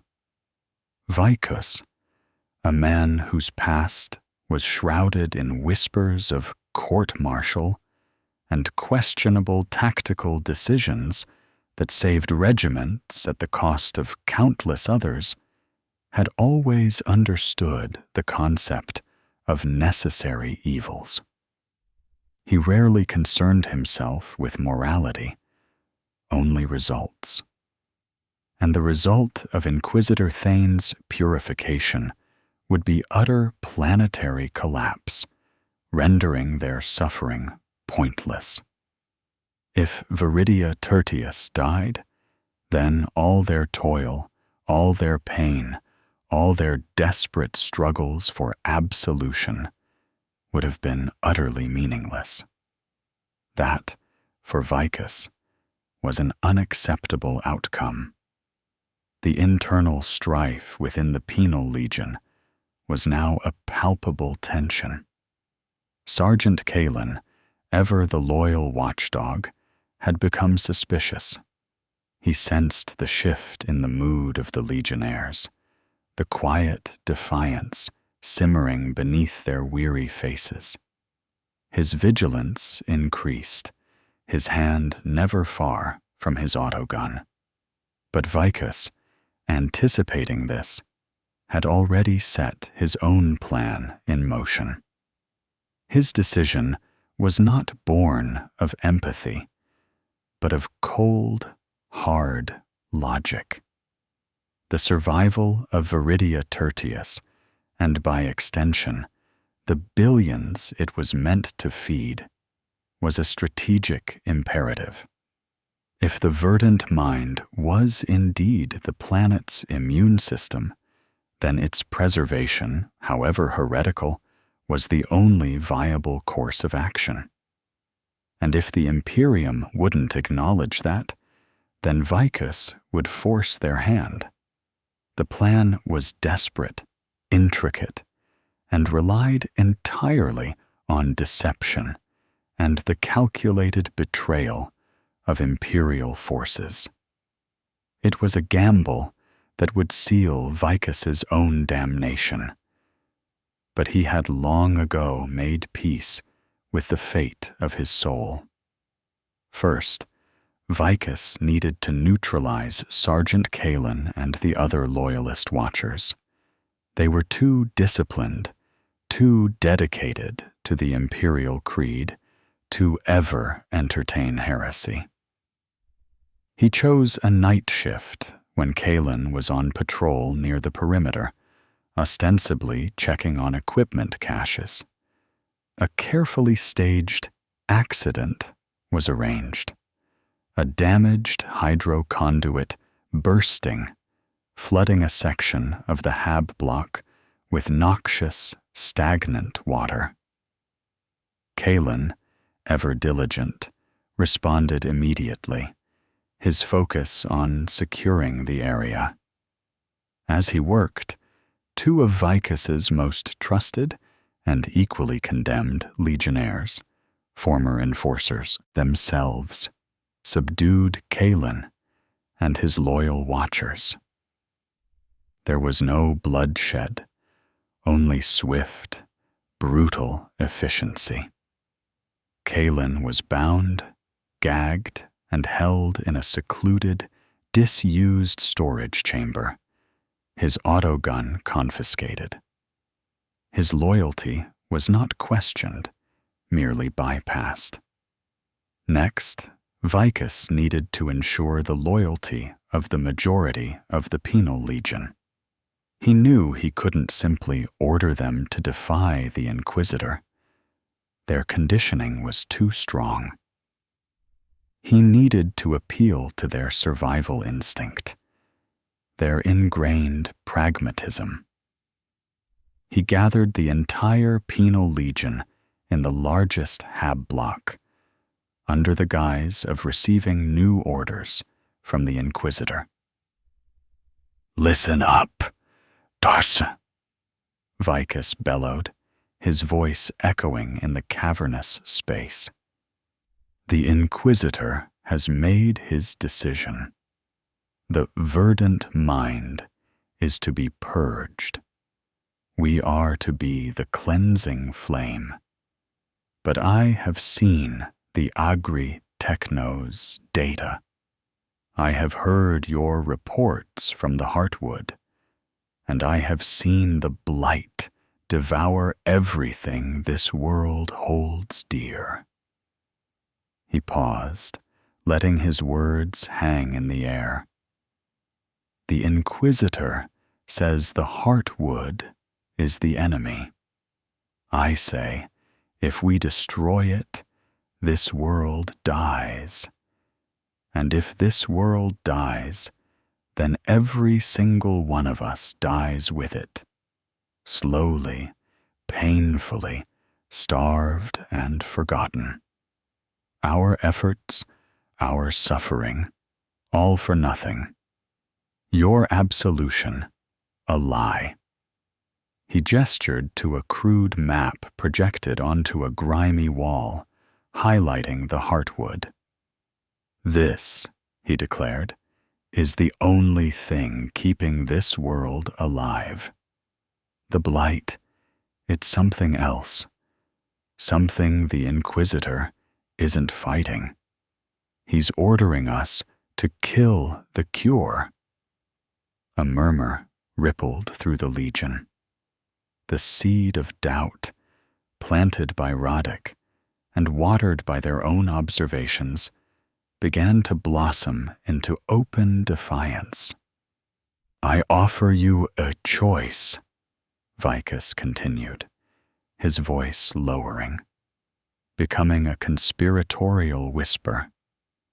"We can obey the Inquisitor, march into that valley, and butcher the only hope this planet has. We will die anyway, but our deaths will be meaningless for a lie. Or we can choose a different path. We can fight for this world. We can defend the Heartwood. We will be branded heretics, traitors, damned in the eyes of the Imperium forever. But we will fight for life, for a chance, for this planet, and the billions it feeds. He let his words sink in. The choice was stark, brutal. Damnation for meaning, or damnation for nothing. Radek, standing at the front, met Vicus's gaze, a silent understanding passing between them. This was the moment. Cygnus, ever the pragmatic survivor, looked at the haggard faces around him, then at the projected map of the thriving Heartwood. Life. A chance. Goliath, his eyes fixed on the image of the green valley, simply grunted, a sound of resolute agreement. Vicus's gambit paid off.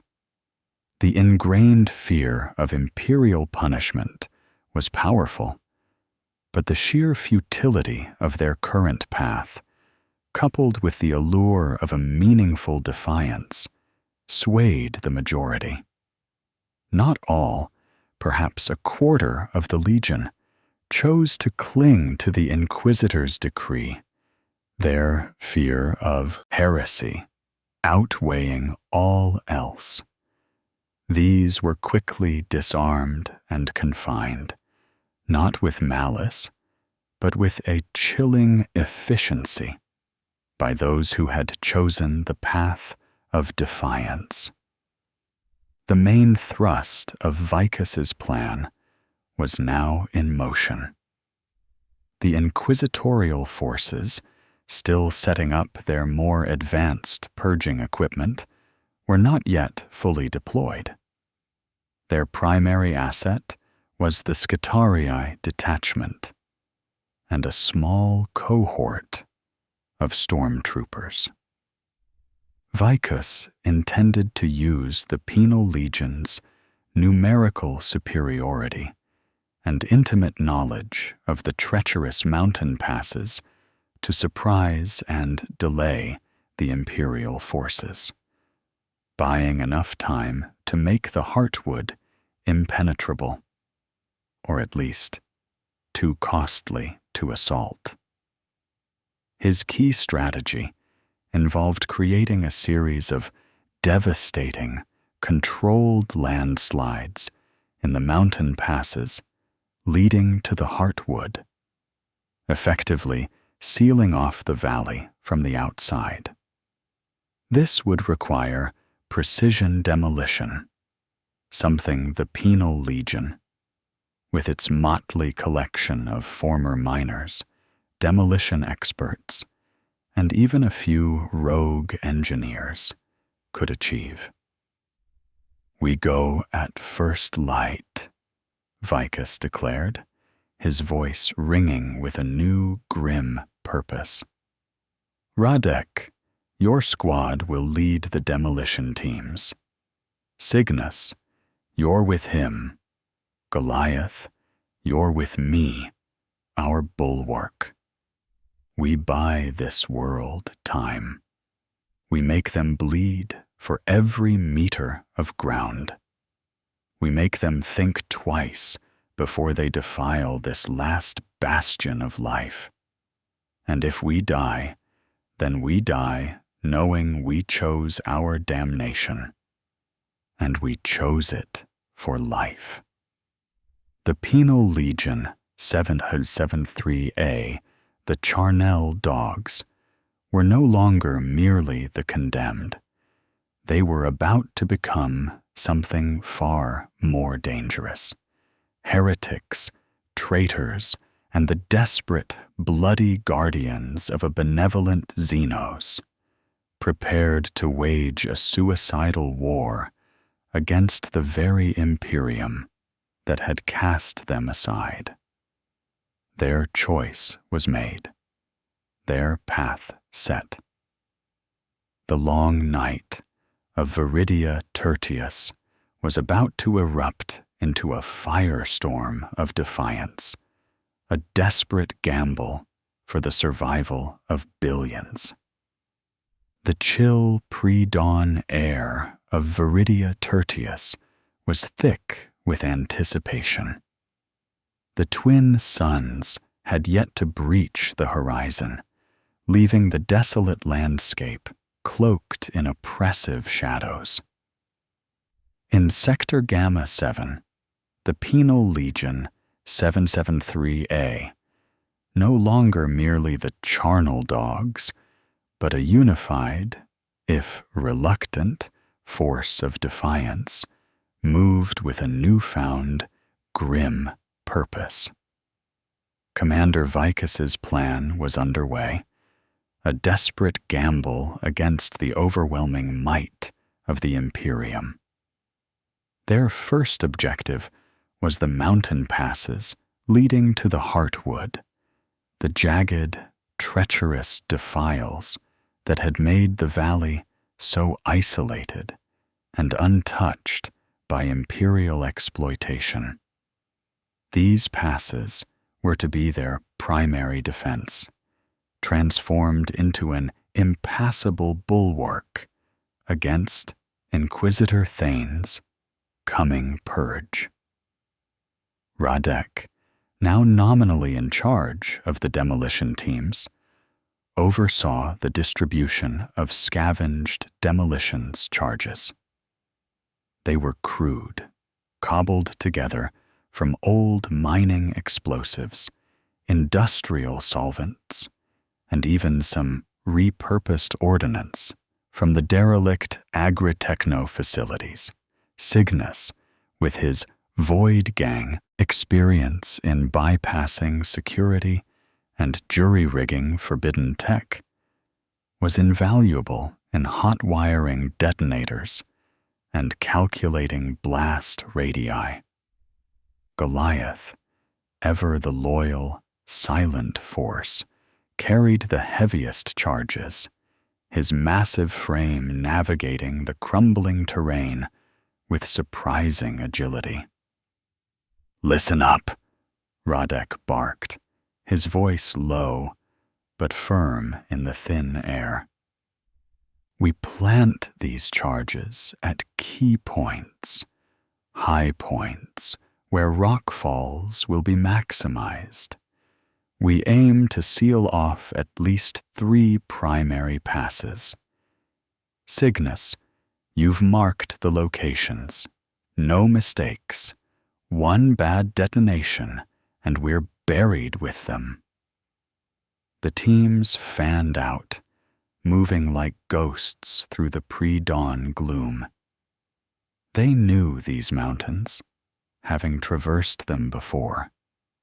This intimate knowledge, honed by days of grueling reconnaissance, was their only advantage against the technologically superior Imperial forces. They scrambled up crumbling cliffs, rappelled down sheer drops, and burrowed into precarious overhangs, carefully placing the volatile charges. The risk was immense. One misstep, one faulty wire, and their desperate gamble would end in a fiery self-immolation. As they worked, a strange sense of purpose settled over the legionnaires. They were no longer merely condemned men. They were guardians. Each charge planted, each fuse armed, was an act of defiance, a silent prayer for the life they sought to protect. The faint, melancholic hum of the verdant mind now closer, seemed to envelop them, a reminder of the precious life they were fighting for. Back at Sector Gamma 7, Commander Vicus was putting the second phase of his plan into action, consolidating their meager defenses and establishing a forward operating base within the outermost fringes of the Heartwood. He knew that the landslides would only buy them time, not outright victory. The Inquisitor would eventually find a way through, or over. When he did, the penal legionnaires would need to be ready to fight. "Arm yourselves with everything you can find," Vicus roared, overseeing the rapid outfitting of his motley army. "Repair those laser guns. Sharpen those blades. We are outnumbered, outgunned, and outmatched. But we have something they don't. A reason to fight beyond mere obedience. We fight for life." The confined loyalists, including Sergeant Kalen, were moved under heavy guard, but otherwise unharmed. Vicus bore them no malice. They were merely casualties of a necessary choice. "Your Emperor calls for your purity," Vicus had told Kalen. "Mine calls for life. We will see which path earns salvation." As the twin suns finally broke above the mountains, casting the distant peaks in a momentary blaze of bruised purple and angry orange, the first of the demolition charges detonated. A concussive roar ripped through the air, shaking the very ground beneath their feet.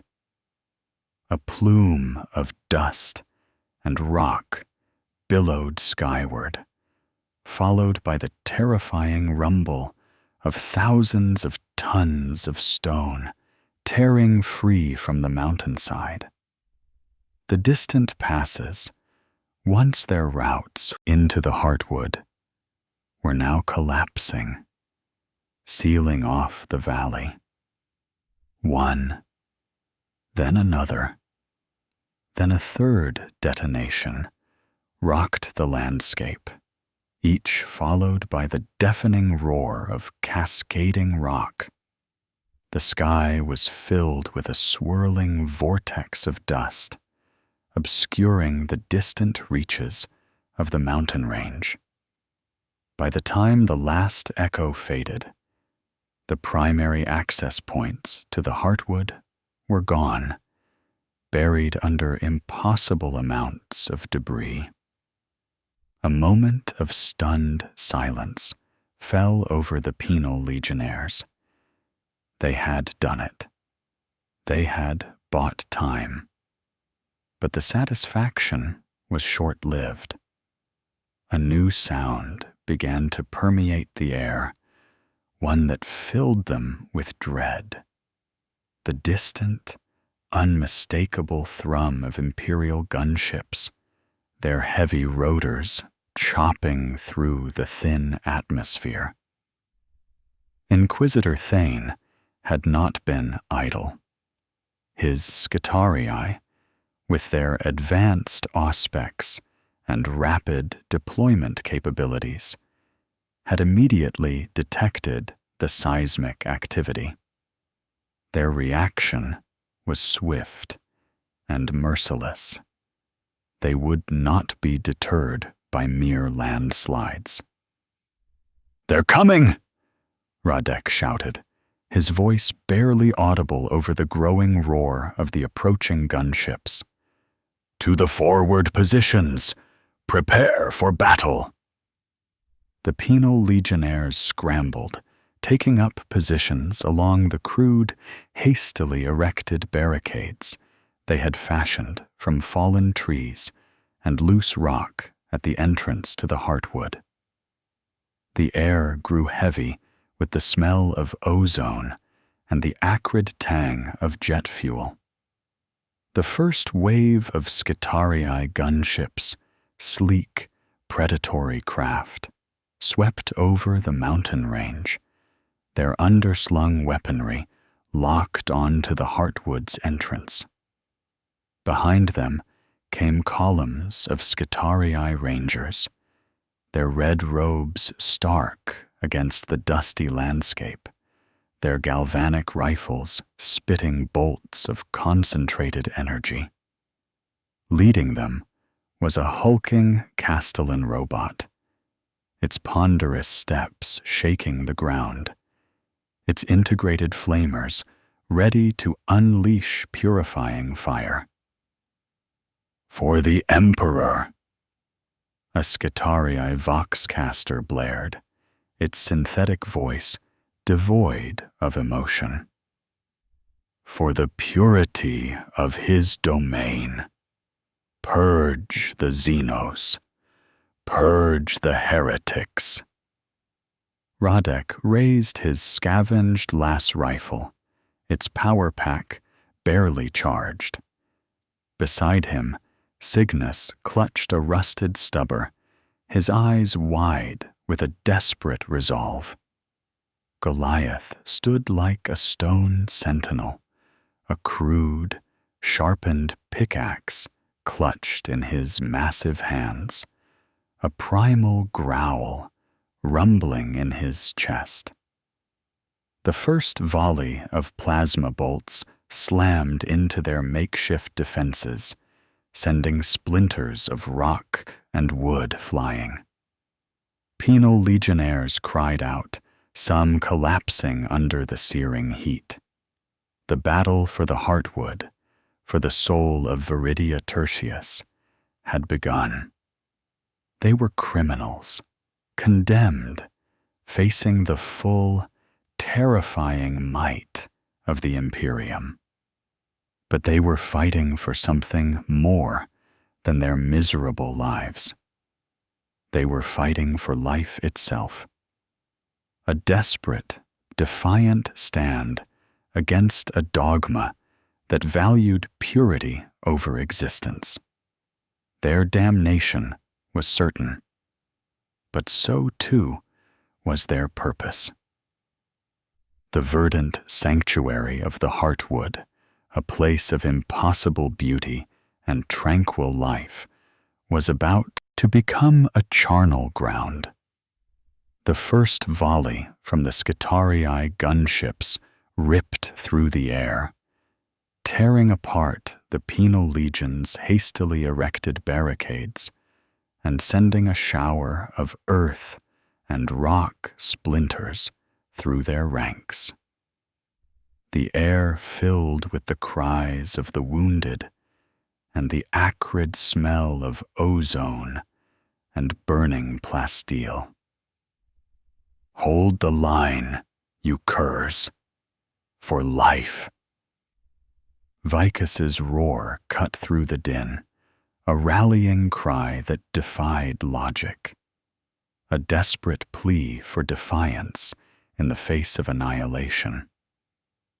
He stood exposed on a small rise, firing his heavy stubber in short, controlled bursts, aiming for the Skitarii's visible joints and weaker armor plates. The penal legionnaires, their bodies battered, their weapons crude, met the onslaught with a desperate fury. They were not trained soldiers. They were criminals, forced into a battle they could not win by conventional means. But they fought with the ferocity of cornered animals, driven by the impossible choice they had made. They had nothing to lose but their damned lives, and now they had a reason to spend them. Radek, directing fire from behind a crumbling rockfall, unleashed a volley of last bolts. His aim was true, honed by years of jungle warfare. He knew the weaknesses of power armor, the gaps in the Skitari's bionic forms. Each bolt was a prayer, each shot a defiance. Cygnus, hunched beside him, laid down suppressing fire with his stubber, the ancient weapon clattering furiously, its bullets chipping away at the advancing Skitari. His fear was palpable, but his resolve was iron. "They're flanking us!" Shiv, the former enforcer, bellowed, pointing to the right flank, where a squad of Skitari rangers, their galvanic rifles spitting blue lightning, were already breaching the outer perimeter. "Fall back to the second line." The battle was a chaotic maelstrom of desperate close-quarters fighting. The Skitarii, disciplined and utterly fearless, advanced with relentless precision, their bionic enhancements making them unnaturally swift and strong. Their galvanic rifles, designed to disrupt biological systems, proved devastating against the poorly armored legionnaires. Limbs were vaporized, bodies convulsed, as neural pathways overloaded, and the ground became slick with blood. But the penal legionnaires fought back with a primal savagery.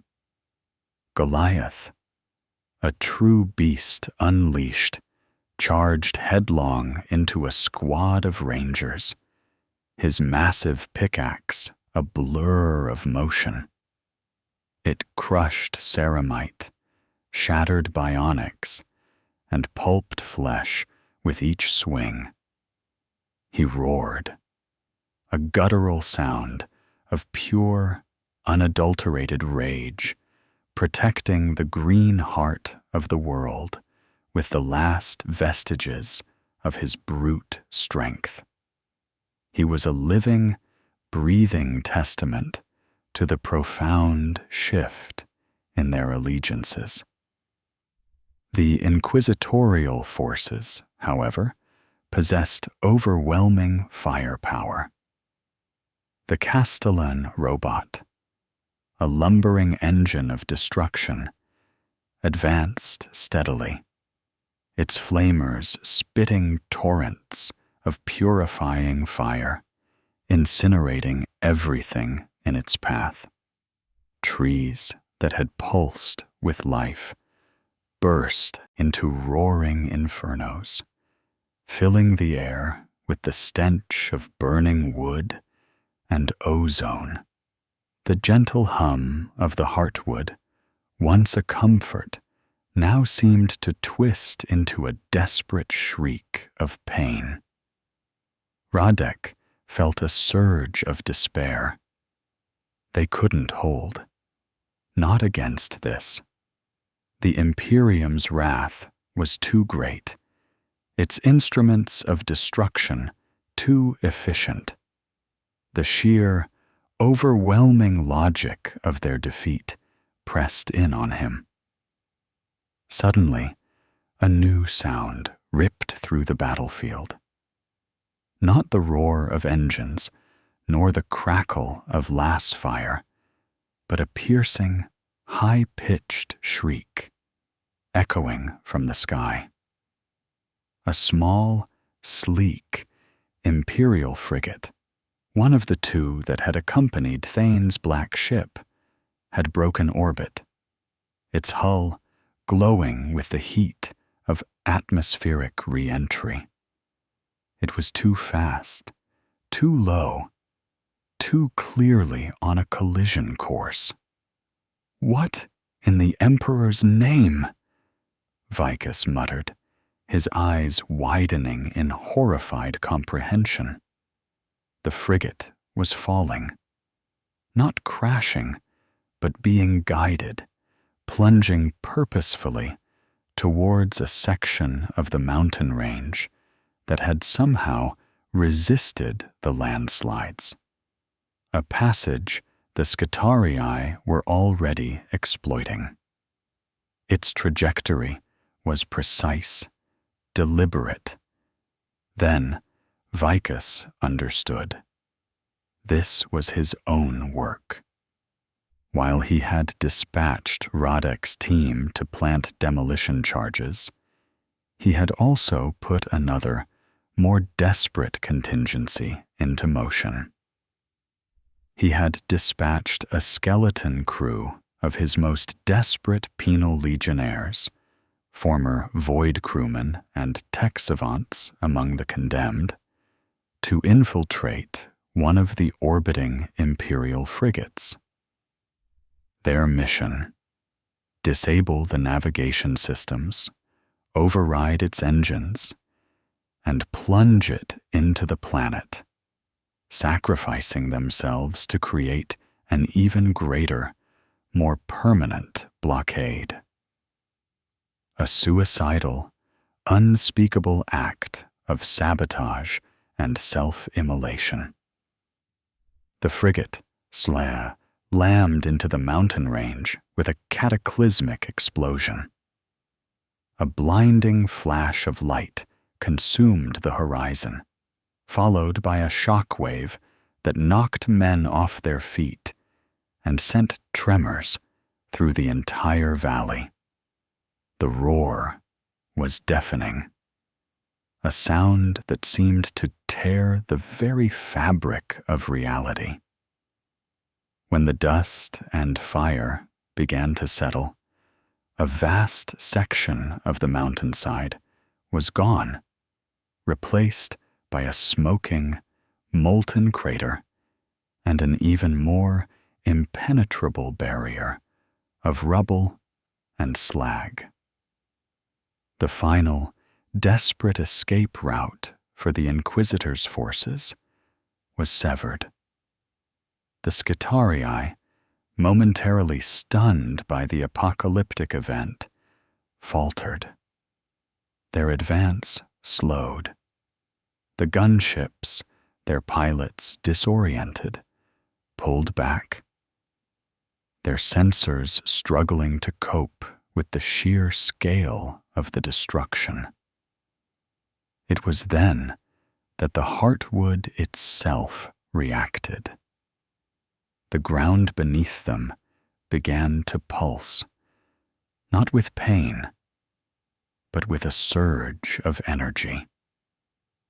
The bioluminescent flora intensified its glow, and the omnipresent hum grew louder, resolving into a complex, resonant chord. Tendrils of light, thousands of them, streamed from the towering trees, weaving through the air, touching the wounded legionnaires, bathing them in a soft, healing luminescence. Their pain seemed to lessen, their resolve hardening. The verdant mind, wounded but not broken, was fighting back, lending its strength to its desperate, heretical defenders. The tide of battle shifted, if only momentarily. The penal legionnaires, invigorated by the Heartwood's silent strength, pushed back. Goliath, covered in the blood of Scutarii, let out a triumphant roar, driving the Castellan robot back with a furious assault. Radek, his heart pounding, realized the true nature of their alliance. They were not just fighting for the Xenos, but with it. The dying world was lending them its power, its life force, its ancient, benevolent will. But even as they fought, even as they felt the impossible strength of the verdant mind flowing through them, the shadow of imperial retribution loomed. The explosion had bought them time, but it had also drawn greater attention. The Inquisitor's main black ship, still in orbit, would be screaming for vengeance. The battle for the Heartwood had just intensified. They had chosen their damnation, and now they would bleed for it, alongside the very life they sought to protect. The detonation of the Imperial frigate had been a brutal, desperate stroke, a calculated act of planetary suicide that bought the Penal Legion precious time, but also sealed their fate as the Emperor's most damned traitors. The Skitarii forces, disoriented and cut off from reinforcement by the new, impassable mountain barrier, recoiled. But Inquisitor Thane was not a man to be deterred by obstacles, no matter how catastrophic. From his orbital black ship, he directed the remaining forces, their rage amplified by the insult of such blatant heresy. The commander of the Penal Legion, Vicus, was a man consumed by the enormity of his choice. He moved among his fighting men, a grim specter, his heavy stubber barking defiance. He barked orders, rallied the wounded, and personally dispatched any Skitarii who breached their perimeter. His leadership was born not of inspiration, but of a cold, pragmatic resolve. He had set this course, and he would see it through, even if it led them all to damnation. Radek, fighting alongside Cygnus and Goliath, felt the immense weight of the commander's burden. Vicus was not a hero. He was a ruthless calculator, a man who saw the grim calculus of survival and dared to make the impossible equation work. His personal journey, hidden beneath layers of cynical pragmatism, was one of profound sacrifice, a deliberate embrace of heresy to achieve a greater, if unsung, good. Vicus's past was riddled with such choices. Whispers among the Penal Legionnaires spoke of the siege of Calix.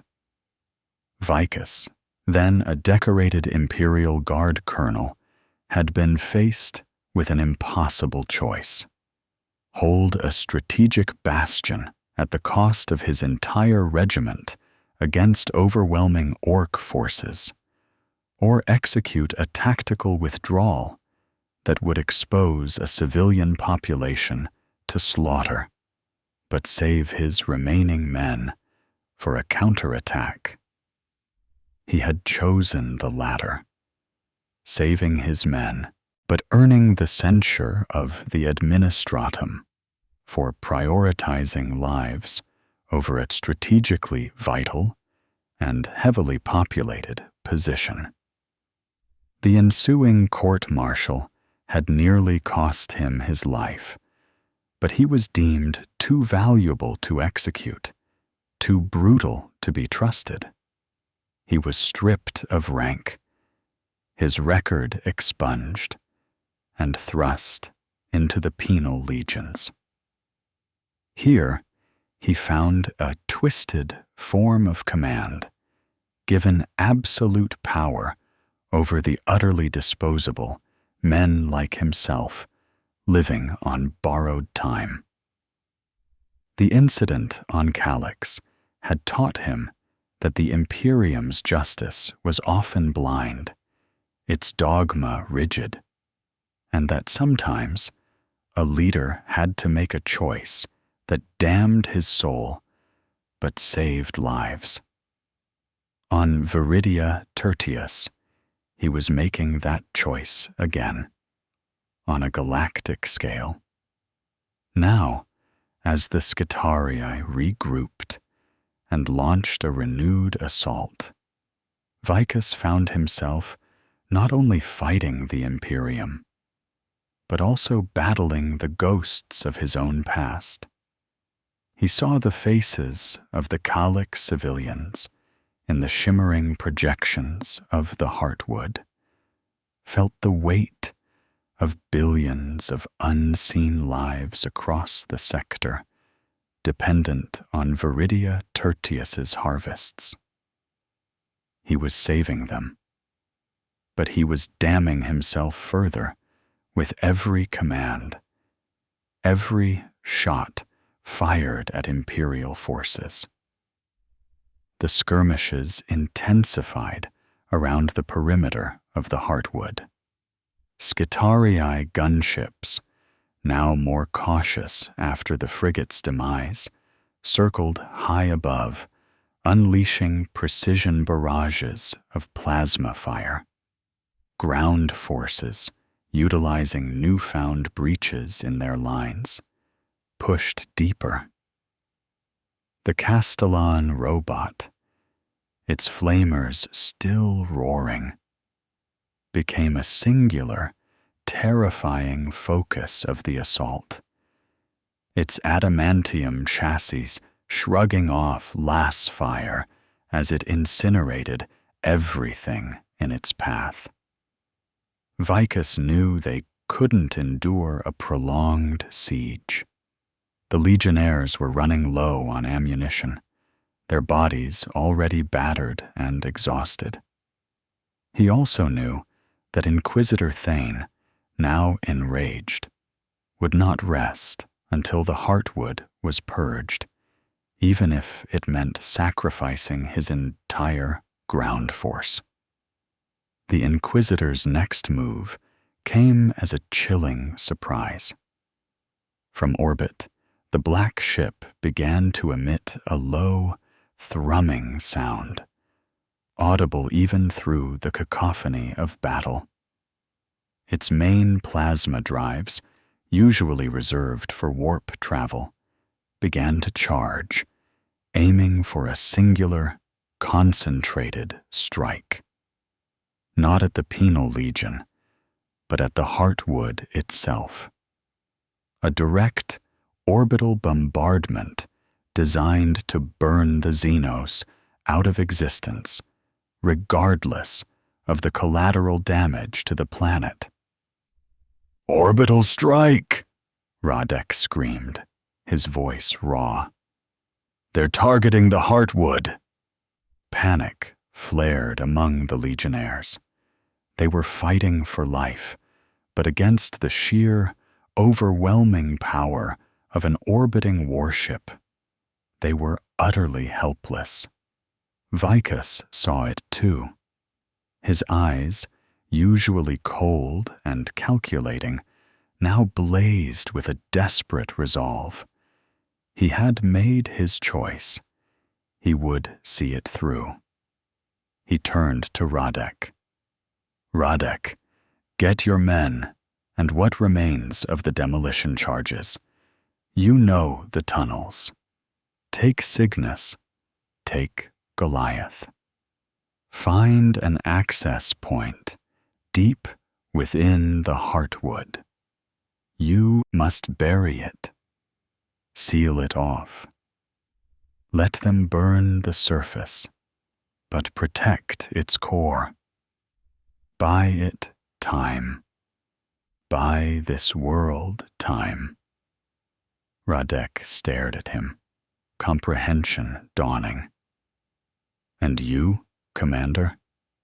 Vicus gave a grim smile, a rare, terrifying expression. "I draw their fire. I make sure they look at me, at us, not at what you're trying to save." He knew what he was asking. He was sending Heretic and his chosen few on a desperate, near-suicidal mission, while he remained to face the full, unbridled wrath of the Imperium. "It's suicide, Commander." Shiv, standing nearby, protested. "We're already dead, Shiv," Vicus responded, his voice calm, resolute.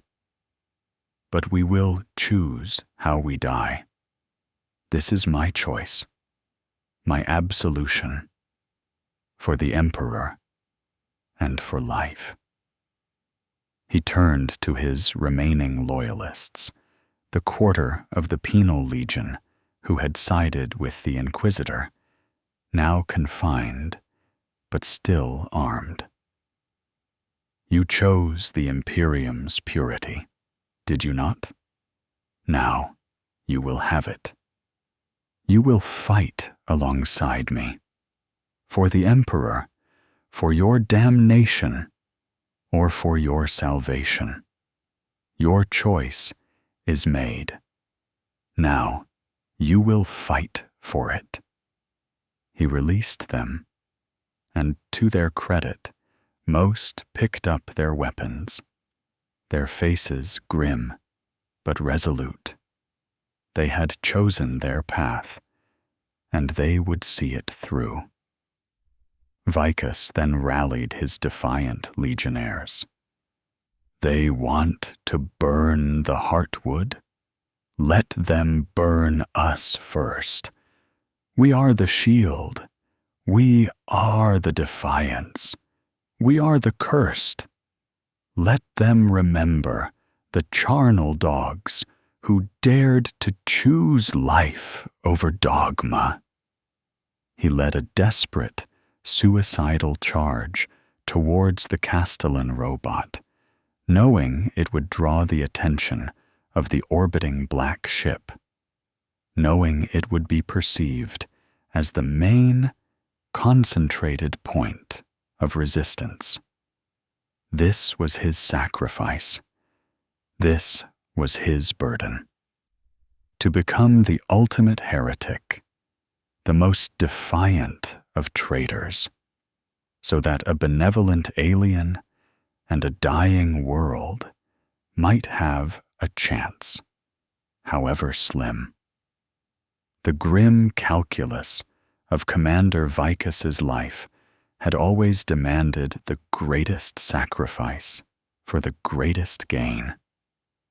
And this, for him, was the greatest gain imaginable: the preservation of life, even at the cost of his own eternal soul. The roar of the orbital plasma charging was now a deafening thrum, vibrating through the very bones of the Penal Legionnaires. The black ship, a dark maw in the heavens, was preparing to unleash its fury, a purifying fire that would scorch the Heartwood and extinguish the last vestiges of life on Viridia Tertius. It was the ultimate statement of imperial dogma. Better a dead, pure world than a living one tainted by Xenos. Commander Vicus, a man walking towards his inevitable, chosen damnation, turned to Heretic. "Go, now. Every second counts." His voice was raw, but unwavering. Heretic gave a curt nod, understanding the unspoken finality of the command. He gathered Cygnus, Goliath, and the remaining demolition experts, a mere dozen men, bruised, bleeding, but resolute. Their mission: to find the deepest, most resilient parts of the Verdant Minds network and seal them off, to bury its core beneath tons of rock and earth, to shield it from the orbital strike. as Radek's small team plunged into the Heartwood's deeper, more ancient root systems, following the glowing conduits they had discovered earlier.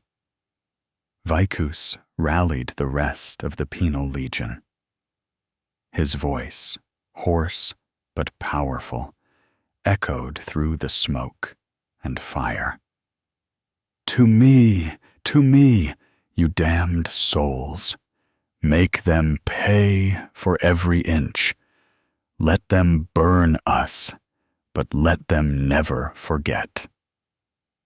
He launched himself into a suicidal charge, leading his motley band of defiant heretics, and ironically, the recently unconfined loyalists, who now fought with a grim, desperate fury of their own, caught between an inquisitorial purgation and a defiant stand against the Xenos, directly at the advancing Castellan robot. The lumbering war engine, its flamers spewing purifying fire, was a symbol of the Imperium's uncompromising will. Vicus aimed to become its antithesis. For Viridia Tertius, he screamed, not for the Emperor, not for purity, but for the dying world, for the life within the Heartwood. The battle that ensued was nothing short of a massacre. Vicus, wielding his heavy stubber like a club, met the Castellan robot head-on. He emptied a full clip into its adamantium chassis, the bullets sparking uselessly against its armored shell, before the robot's massive, metallic fist slammed into him, sending him flying. He hit the ground hard, his body screaming in agony. But he picked himself up, his eyes blazing with defiance. This was his burden, his self-sacrifice. He would draw their fire. He would be seen. The Penal Legionnaires, inspired by their commander's impossible courage, threw themselves into the fray. They swarmed the Scutarii, ignoring their galvanic rifles, engaging in brutal, desperate close-quarters combat. Shiv, the former enforcer, wielded a sharpened piece of rebar like a lance, plunging it into the vulnerable joints of a Scutarii ranger before being cut down by a volley of return fire. Others, with nothing but their fists and the grim determination of the damned, tackled the cyborg soldiers, attempting to disable their weapons, to buy another second of life for the Heartwood. Meanwhile, high above, the black ship's main weapon continued to charge, a swirling vortex of plasma building at its ventral maw. Inquisitor Thane, watching the chaotic battle from his bridge, saw Vicus's desperate charge, saw the defiant resistance of the Penal Legion. He misinterpreted it as a final, desperate act of Xenos-driven madness, a concentrated push to defend their central hive. Maintain target lock on the Heartwood's core, he commanded, his voice cold and precise. However, direct a portion of the main weapon's energy discharge to the immediate vicinity of that commander. Purify the heretic. The implication was clear. Thane would burn Vicus and his defiance out of existence ensuring that the message of absolute imperial authority was understood. Down below, Radek and his team descended into the labyrinthine depths of the Heartwood. The glowing conduits, which before had seemed almost ephemeral, now pulsed with a frantic, desperate rhythm. The omnipresent hum of the verdant mind was a cacophony of distress, a silent scream that resonated through their very souls. It was aware of the impending doom. "This way," Cygnus gasped, pointing to a chasm where the largest, most vibrant of the organic conduits descended into the planetary crust. It was immense, a towering column of interwoven, luminous veins, throbbing with life. "This is it. This is the core. We have to bury it here." They set to work with frenzied desperation, placing the remaining demolition charges around the cavern walls, targeting fissures and fault lines. Goliath, with his prodigious strength, tore away ancient rock formations, creating new weak points for the explosives. The air was thick with dust and the thrumming energy of the Heartwood, which seemed to be trying to communicate with them, to guide their hands. Back on the surface, Vicus was engaged in a desperate, one-sided struggle with the Castellan robot. He had lost his stubber. His body was broken. But he still fought, dodging its crushing blows, trying to draw its attention, to draw all attention. He was a beacon of defiance, a living target.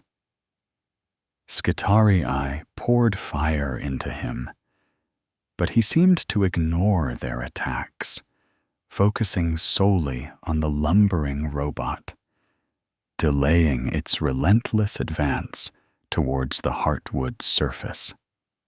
Then, from orbit, the black ship unleashed its fury. A searing column of concentrated plasma, a spear of divine fire, plunged from the heavens.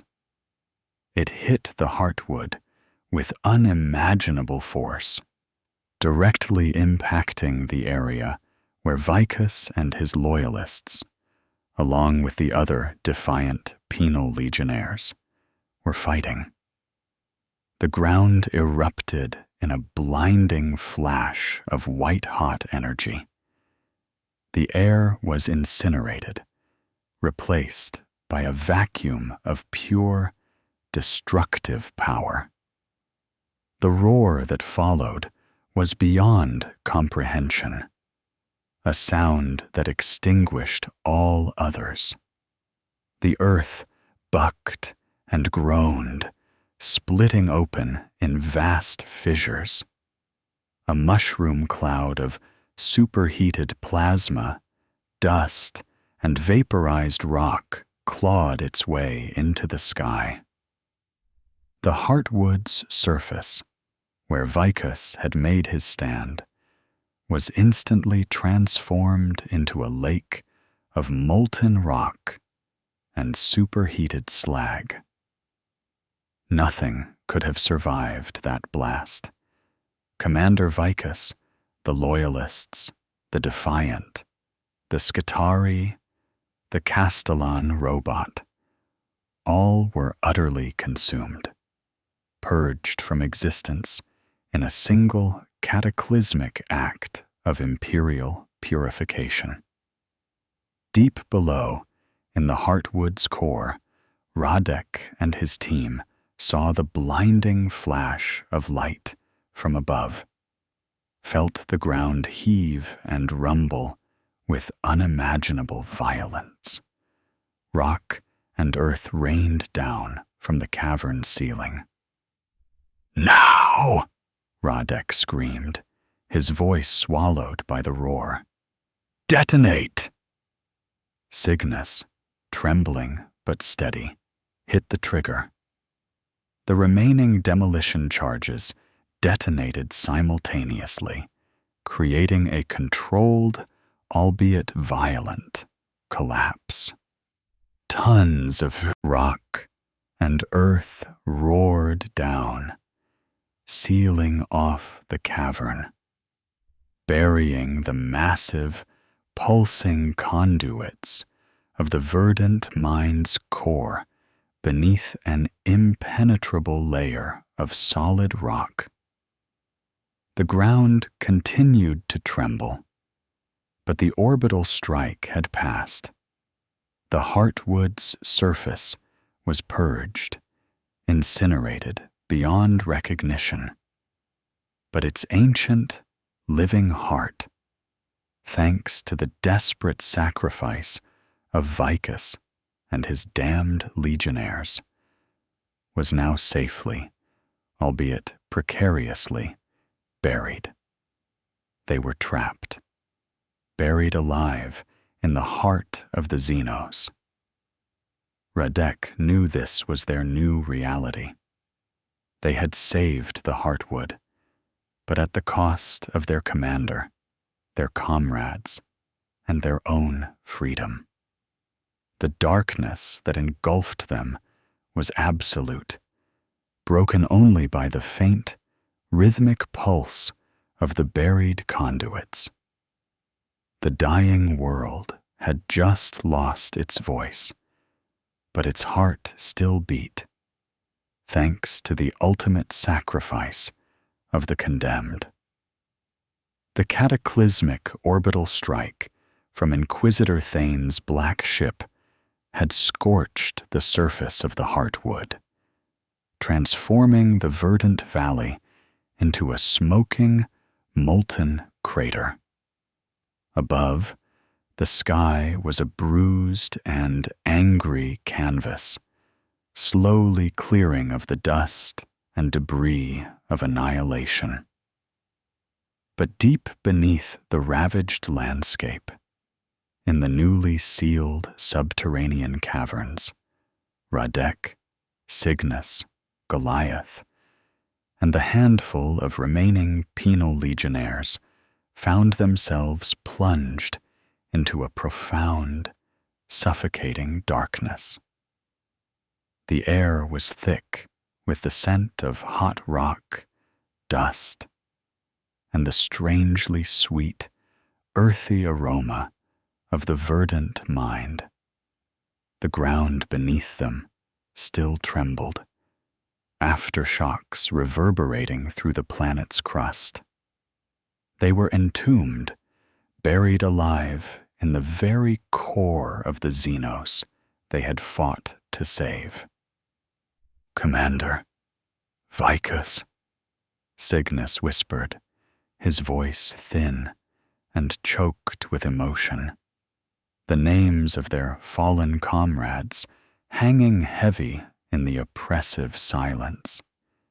He had witnessed the blinding flash, the apocalyptic explosion that had consumed their leader and so many others. They had bought this moment with their lives. Radek felt the same hollow ache in his gut. Vicus, the cynical pragmatist, the man who had traded his soul for a chance at life, was gone. And with him, the last vestiges of their imperial chain of command. They were truly alone, adrift in the darkness, branded forever as heretics and traitors. "He chose his damnation," Radek said, his voice rough. "For the planet, for life."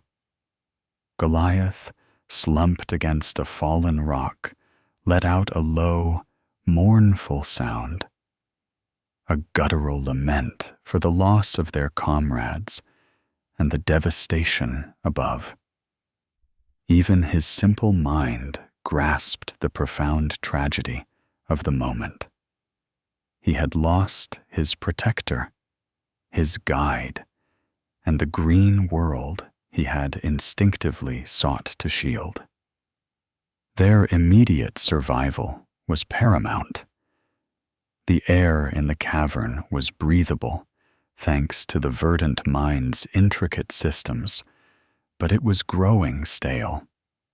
Their flashlights, scavenged and barely functioning, cast flickering pools of light that danced across the organic conduits. These conduits, buried deep, still pulsed with a faint, rhythmic green light, a defiant heartbeat beneath the shattered surface. The omnipresent hum of the verdant mind, though muted by the layers of rock and earth, was still there, a soft, sorrowful melody. "We're trapped," one of the remaining demolition experts, a gaunt man named Torch, stated flatly, his voice devoid of hope. "Buried. No way out. We just bought ourselves a slower death." Radek surveyed their situation. The collapse had been successful, sealing off the core from the orbital strike, but it had also sealed them in. Their communication voxcasters were dead, crushed by the seismic activity or jammed by the sheer amount of rock above them. They had no idea if the Inquisitor's forces were still on the surface, or if they had deemed their mission accomplished and departed. "There's always a way," Radek said, though he didn't truly believe it. He was a survivor. His Katachan training had taught him to find an exit, no matter how impossible. But this felt different. This felt like the end. As they began to ration their remaining water and nutrient paste, a new phenomenon occurred. The glowing conduits, which had been steadily pulsing, began to intensify their light. The soft green radiance filled the cavern, chasing away the shadows. Then, tendrils of light, similar to those they had witnessed on the surface, began to extend from the conduits, reaching towards them. At first, the legionnaires recoiled, fearing a Xenos attack. But Radek, remembering the Heartwood's benevolent interventions, held his ground. The tendrils did not lash out. Instead, they gently brushed against their skin, emanating a faint warmth. As they did, a peculiar sensation spread through them, a feeling of profound calm, a soothing presence that seemed to quiet their fear and despair. Then, images began to form within their minds, projected not onto the cavern walls, but directly into their consciousness, a silent, empathic communication. It was the verdant mind, attempting to communicate, to thank them, to offer solace. They saw flashes of the planet's ancient history, its vibrant genesis, its symbiotic relationship with the verdant mind for millennia. They saw the blight's slow, insidious advance, a creeping shadow that slowly chomed the planetary life, a force that the verdant mind had tirelessly fought against. And then, a new image, sharper, more urgent, a subterranean network, an ancient, unused tunnel system that snaked deep beneath the surface, connecting to the farthest reaches of the planet, bypassing the newly created barriers.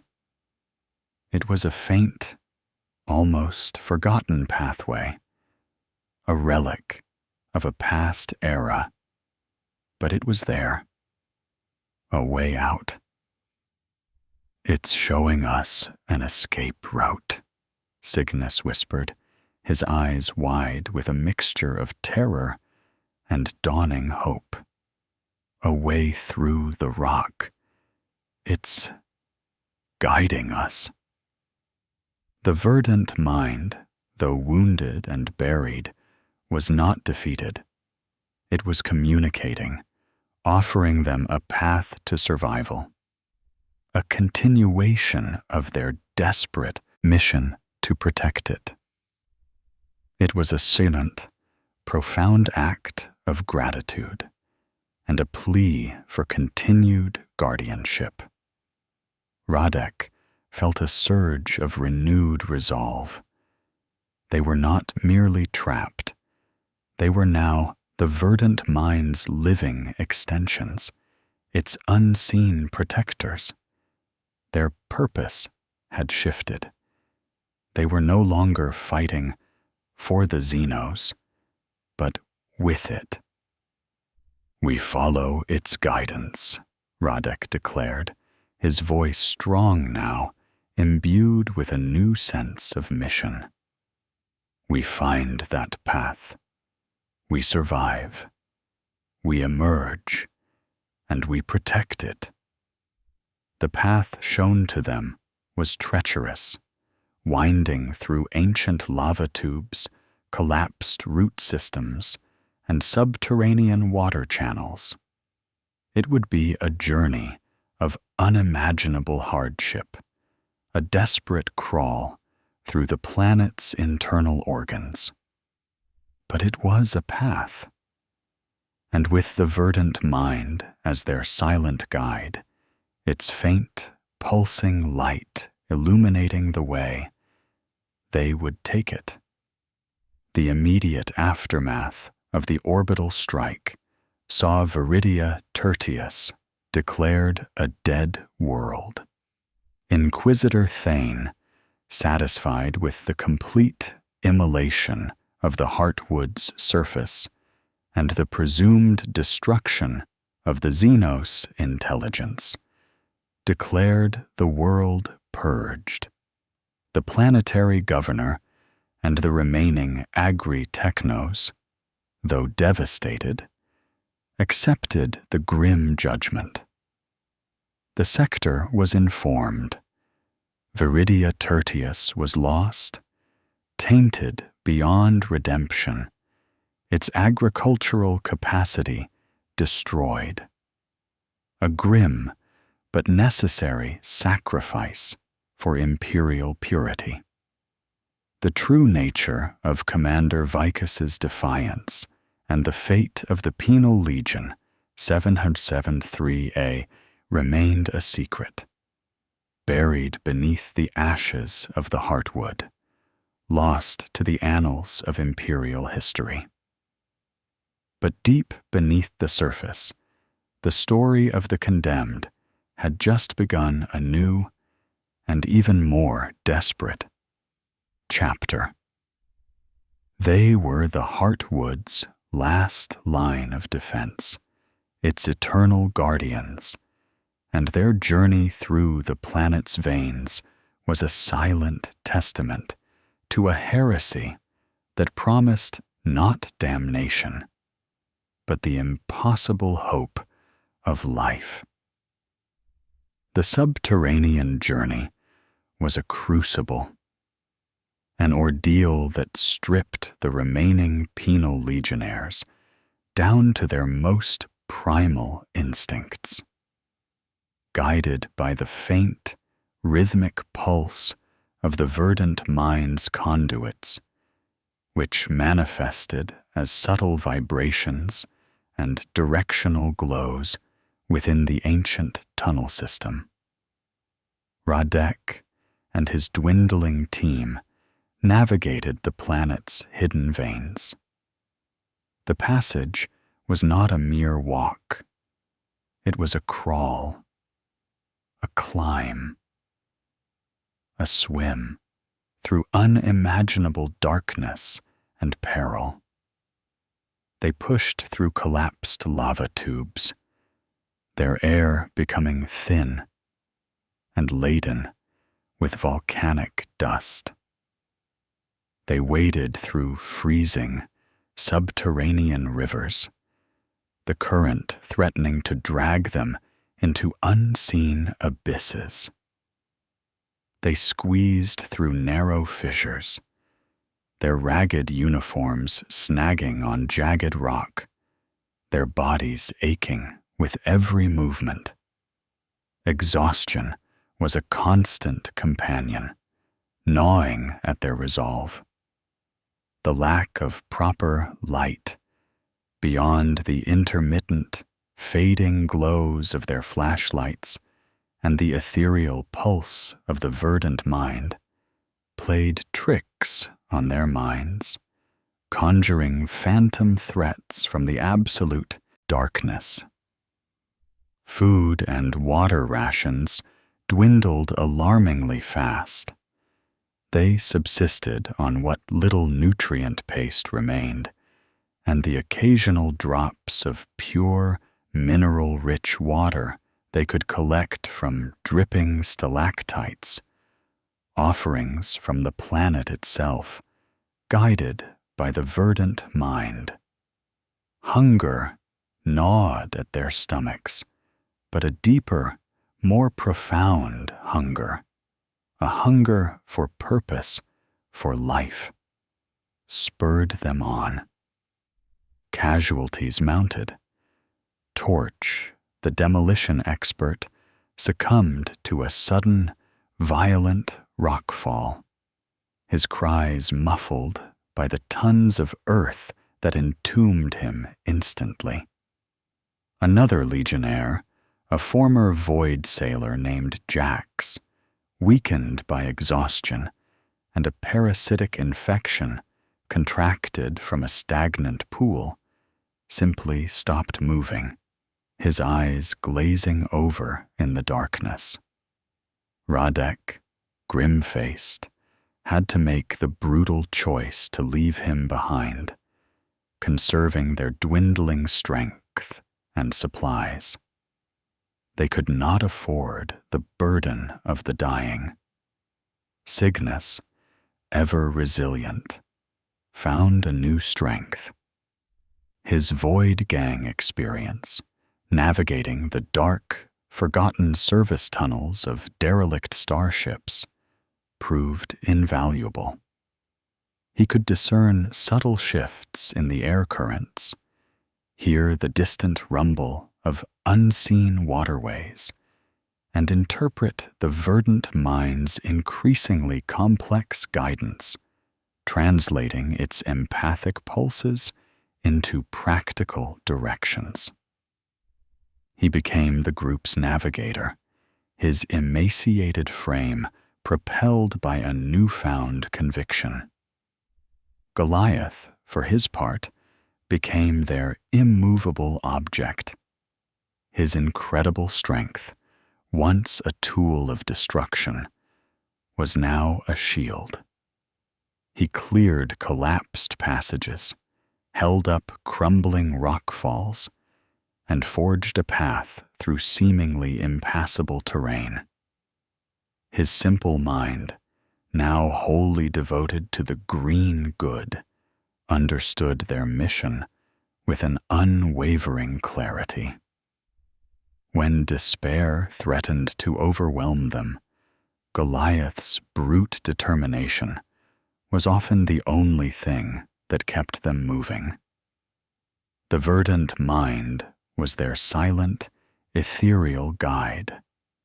Its pulses became more intricate, projecting faint, luminous pathways in the darkness, showing them where to step, which tunnels to follow, which perils to avoid.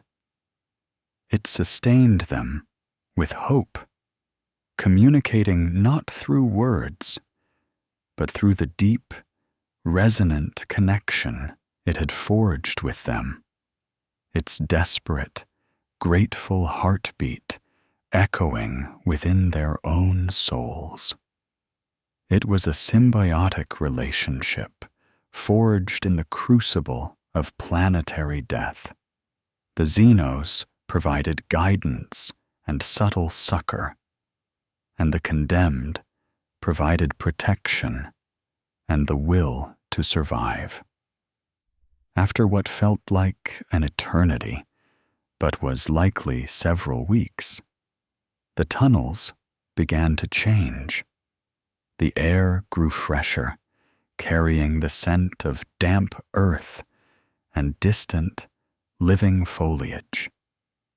The pulses of the verdant mind grew stronger, more vibrant. The subtle energy signatures they had occasionally detected on the surface now radiated with undeniable clarity. They were nearing their destination. Finally, they emerged into a vast, underground cavern. But this was no mere cave. It was a subterranean marvel, a hidden extension of the heartwood that had remained untouched by the orbital bombardment. Massive, ancient roots, thick as starship hulls, snaked through the cavern, their surfaces glowing with the same soft, green bioluminescence they had seen on the surface. Pure, crystal clear water dripped from the ceiling into a shimmering pool. And most importantly, there was light, not artificial, but natural light, filtering down from unseen shafts above, illuminating pockets of vibrant, alien flora that thrived in this hidden sanctuary. They had found a secondary, hidden heart, a new haven for the verdant mind. It was smaller, more contained, but undeniably alive. A sanctuary nurtured by the planet's geological protection and the verdant mind's own resilience. Radek and his remaining few legionnaires collapsed on the damp earth, tears streaming down their grime-streaked faces. They had survived. They had delivered the verdant mind's core to safety. They had fulfilled Commander Vicus's desperate charge. But their ordeal was not over. They were still trapped, deep within the planet, presumed dead by the Imperium. Viridia Tertius was still a dying world, its surface ravaged, its agricultural output non-existent. The billions across the sector still faced starvation, and they, the condemned, were now the self-appointed, secret guardians of a benevolent Xenos, a monumental act of heresy in the eyes of the Imperium. Their new mission was clear: to protect this hidden sanctuary, to allow the verdant mind to recover, and perhaps to slowly, carefully begin to re-establish its life-giving network across the ravaged world. They were fugitives, living ghosts, their loyalty now irrevocably shifted from the Emperor to the vibrant green intelligence that had shown them the true meaning of life. The consequences of their defiance were profound. Viridia Tertius was now officially designated a dead world by the Imperium, its tithes cancelled, its memory expunged. No imperial presence remained, save for the occasional, distant orbital patrols that never lingered. This allowed the penal legionnaires, now reduced to a mere handful, to operate in the shadows, their existence anathema, their purpose sacred.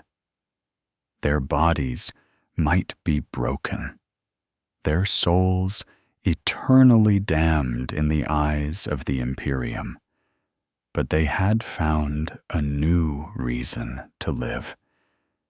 They were the silent, unseen caretakers of a dying world's last, desperate hope, forever bound to the verdant alien they had chosen to save. The fate of Penal Legion 773A, the charnel dogs, and the hidden verdant heart of Viridia Tertius became an enduring legend, whispered only among the deepest, most shadowed corners of the Administratum, the tale of the verdant heresy. To the Imperium at large, Viridia Tertius remained a dead world, purged of its xenos, taint by the righteous fury of Inquisitor Valerius Thane. Its Agri sector classification was officially terminated, its tithes ceased, and its name gradually faded from orbital charts. Lord Senator Octavius, satisfied that imperial purity had been upheld, reported the successful eradication of the Xenos threat, securing his own political standing, oblivious to the deeper truth buried beneath the scorched surface. Yet, a grim unsung victory had been achieved. Deep within the planet's mantle, in the hidden subterranean sanctuary, Radek, Cygnus, Goliath, and the few surviving penal legionnaires became the guardians of the verdant heart.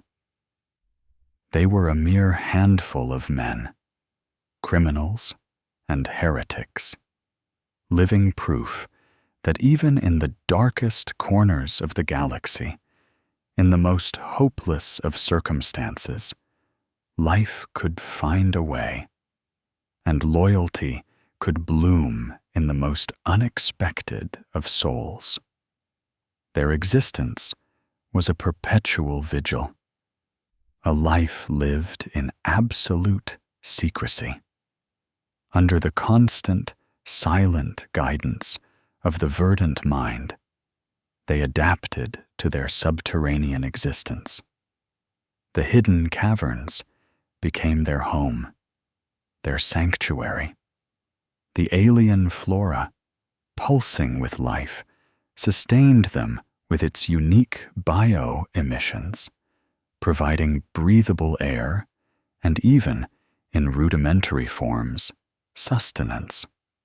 The water was pure, the environment stable. They learned to read the verdant mind's subtle communications, its empathic pulses guiding their every action, instructing them on how to nurture the hidden ecosystem, how to help it recover.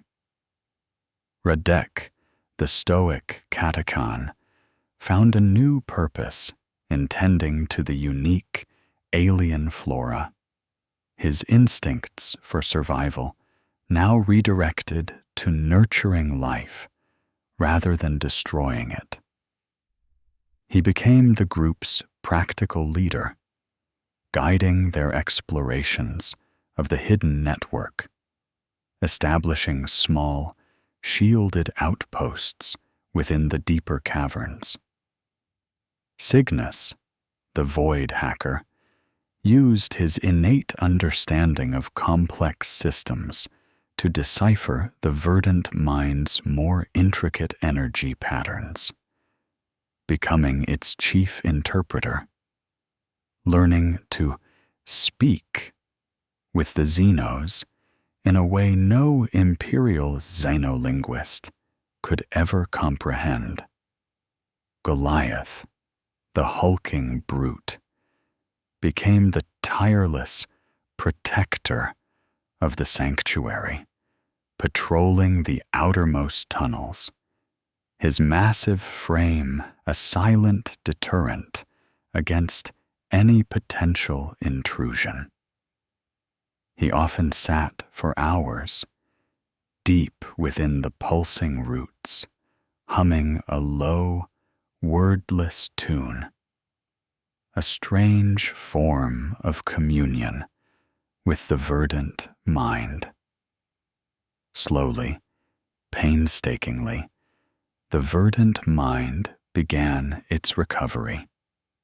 Its tendrils, once burned and severed, cautiously began to re-establish themselves within the planet's vast subterranean network.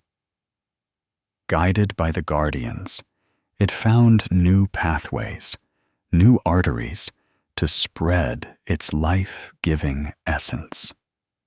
The hidden agricultural zones, sustained by the verdant mind's renewed vitality, began to thrive, yielding bountiful, if subtly alien, harvests.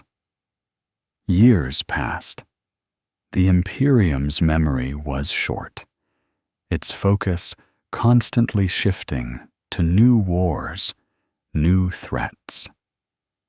Viridia Tertius was forgotten, but its hidden heart continued to beat. And the fruit of that beating heart, a new, uniquely resilient form of bioengineered grain, capable of growing in harsher conditions, began to appear on the sector's black markets. It was smuggled out by desperate merchants and renegade factors, those who cared more for profit than purity, and attributed to unclassified deep space finds or recovered ancient seed banks. This grain, imbued with the verdant mind's subtle resilience, slowly began to alleviate the famine that had gripped the sector after Viridia Tertius's demise. Billions of lives were sustained unknowingly by the very Xenos intelligence the Imperium had sought to purge.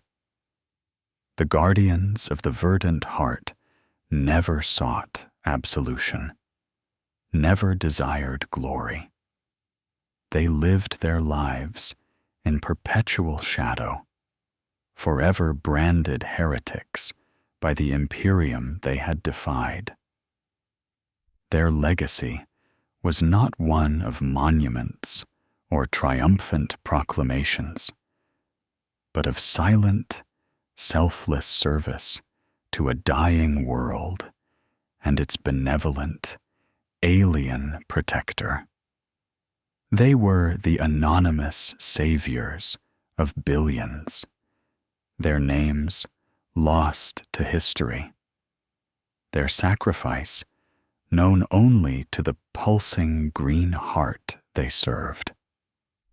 When the last of the original guardians eventually passed, their bodies were interred in the sacred earth of the hidden sanctuary, their souls becoming one with the verdant mind they had protected. Their vigil was taken up by their descendants, a small, isolated community that grew up in the hidden caverns, born into the service of the Xenos, taught to honor the silent pact made by their condemned ancestors.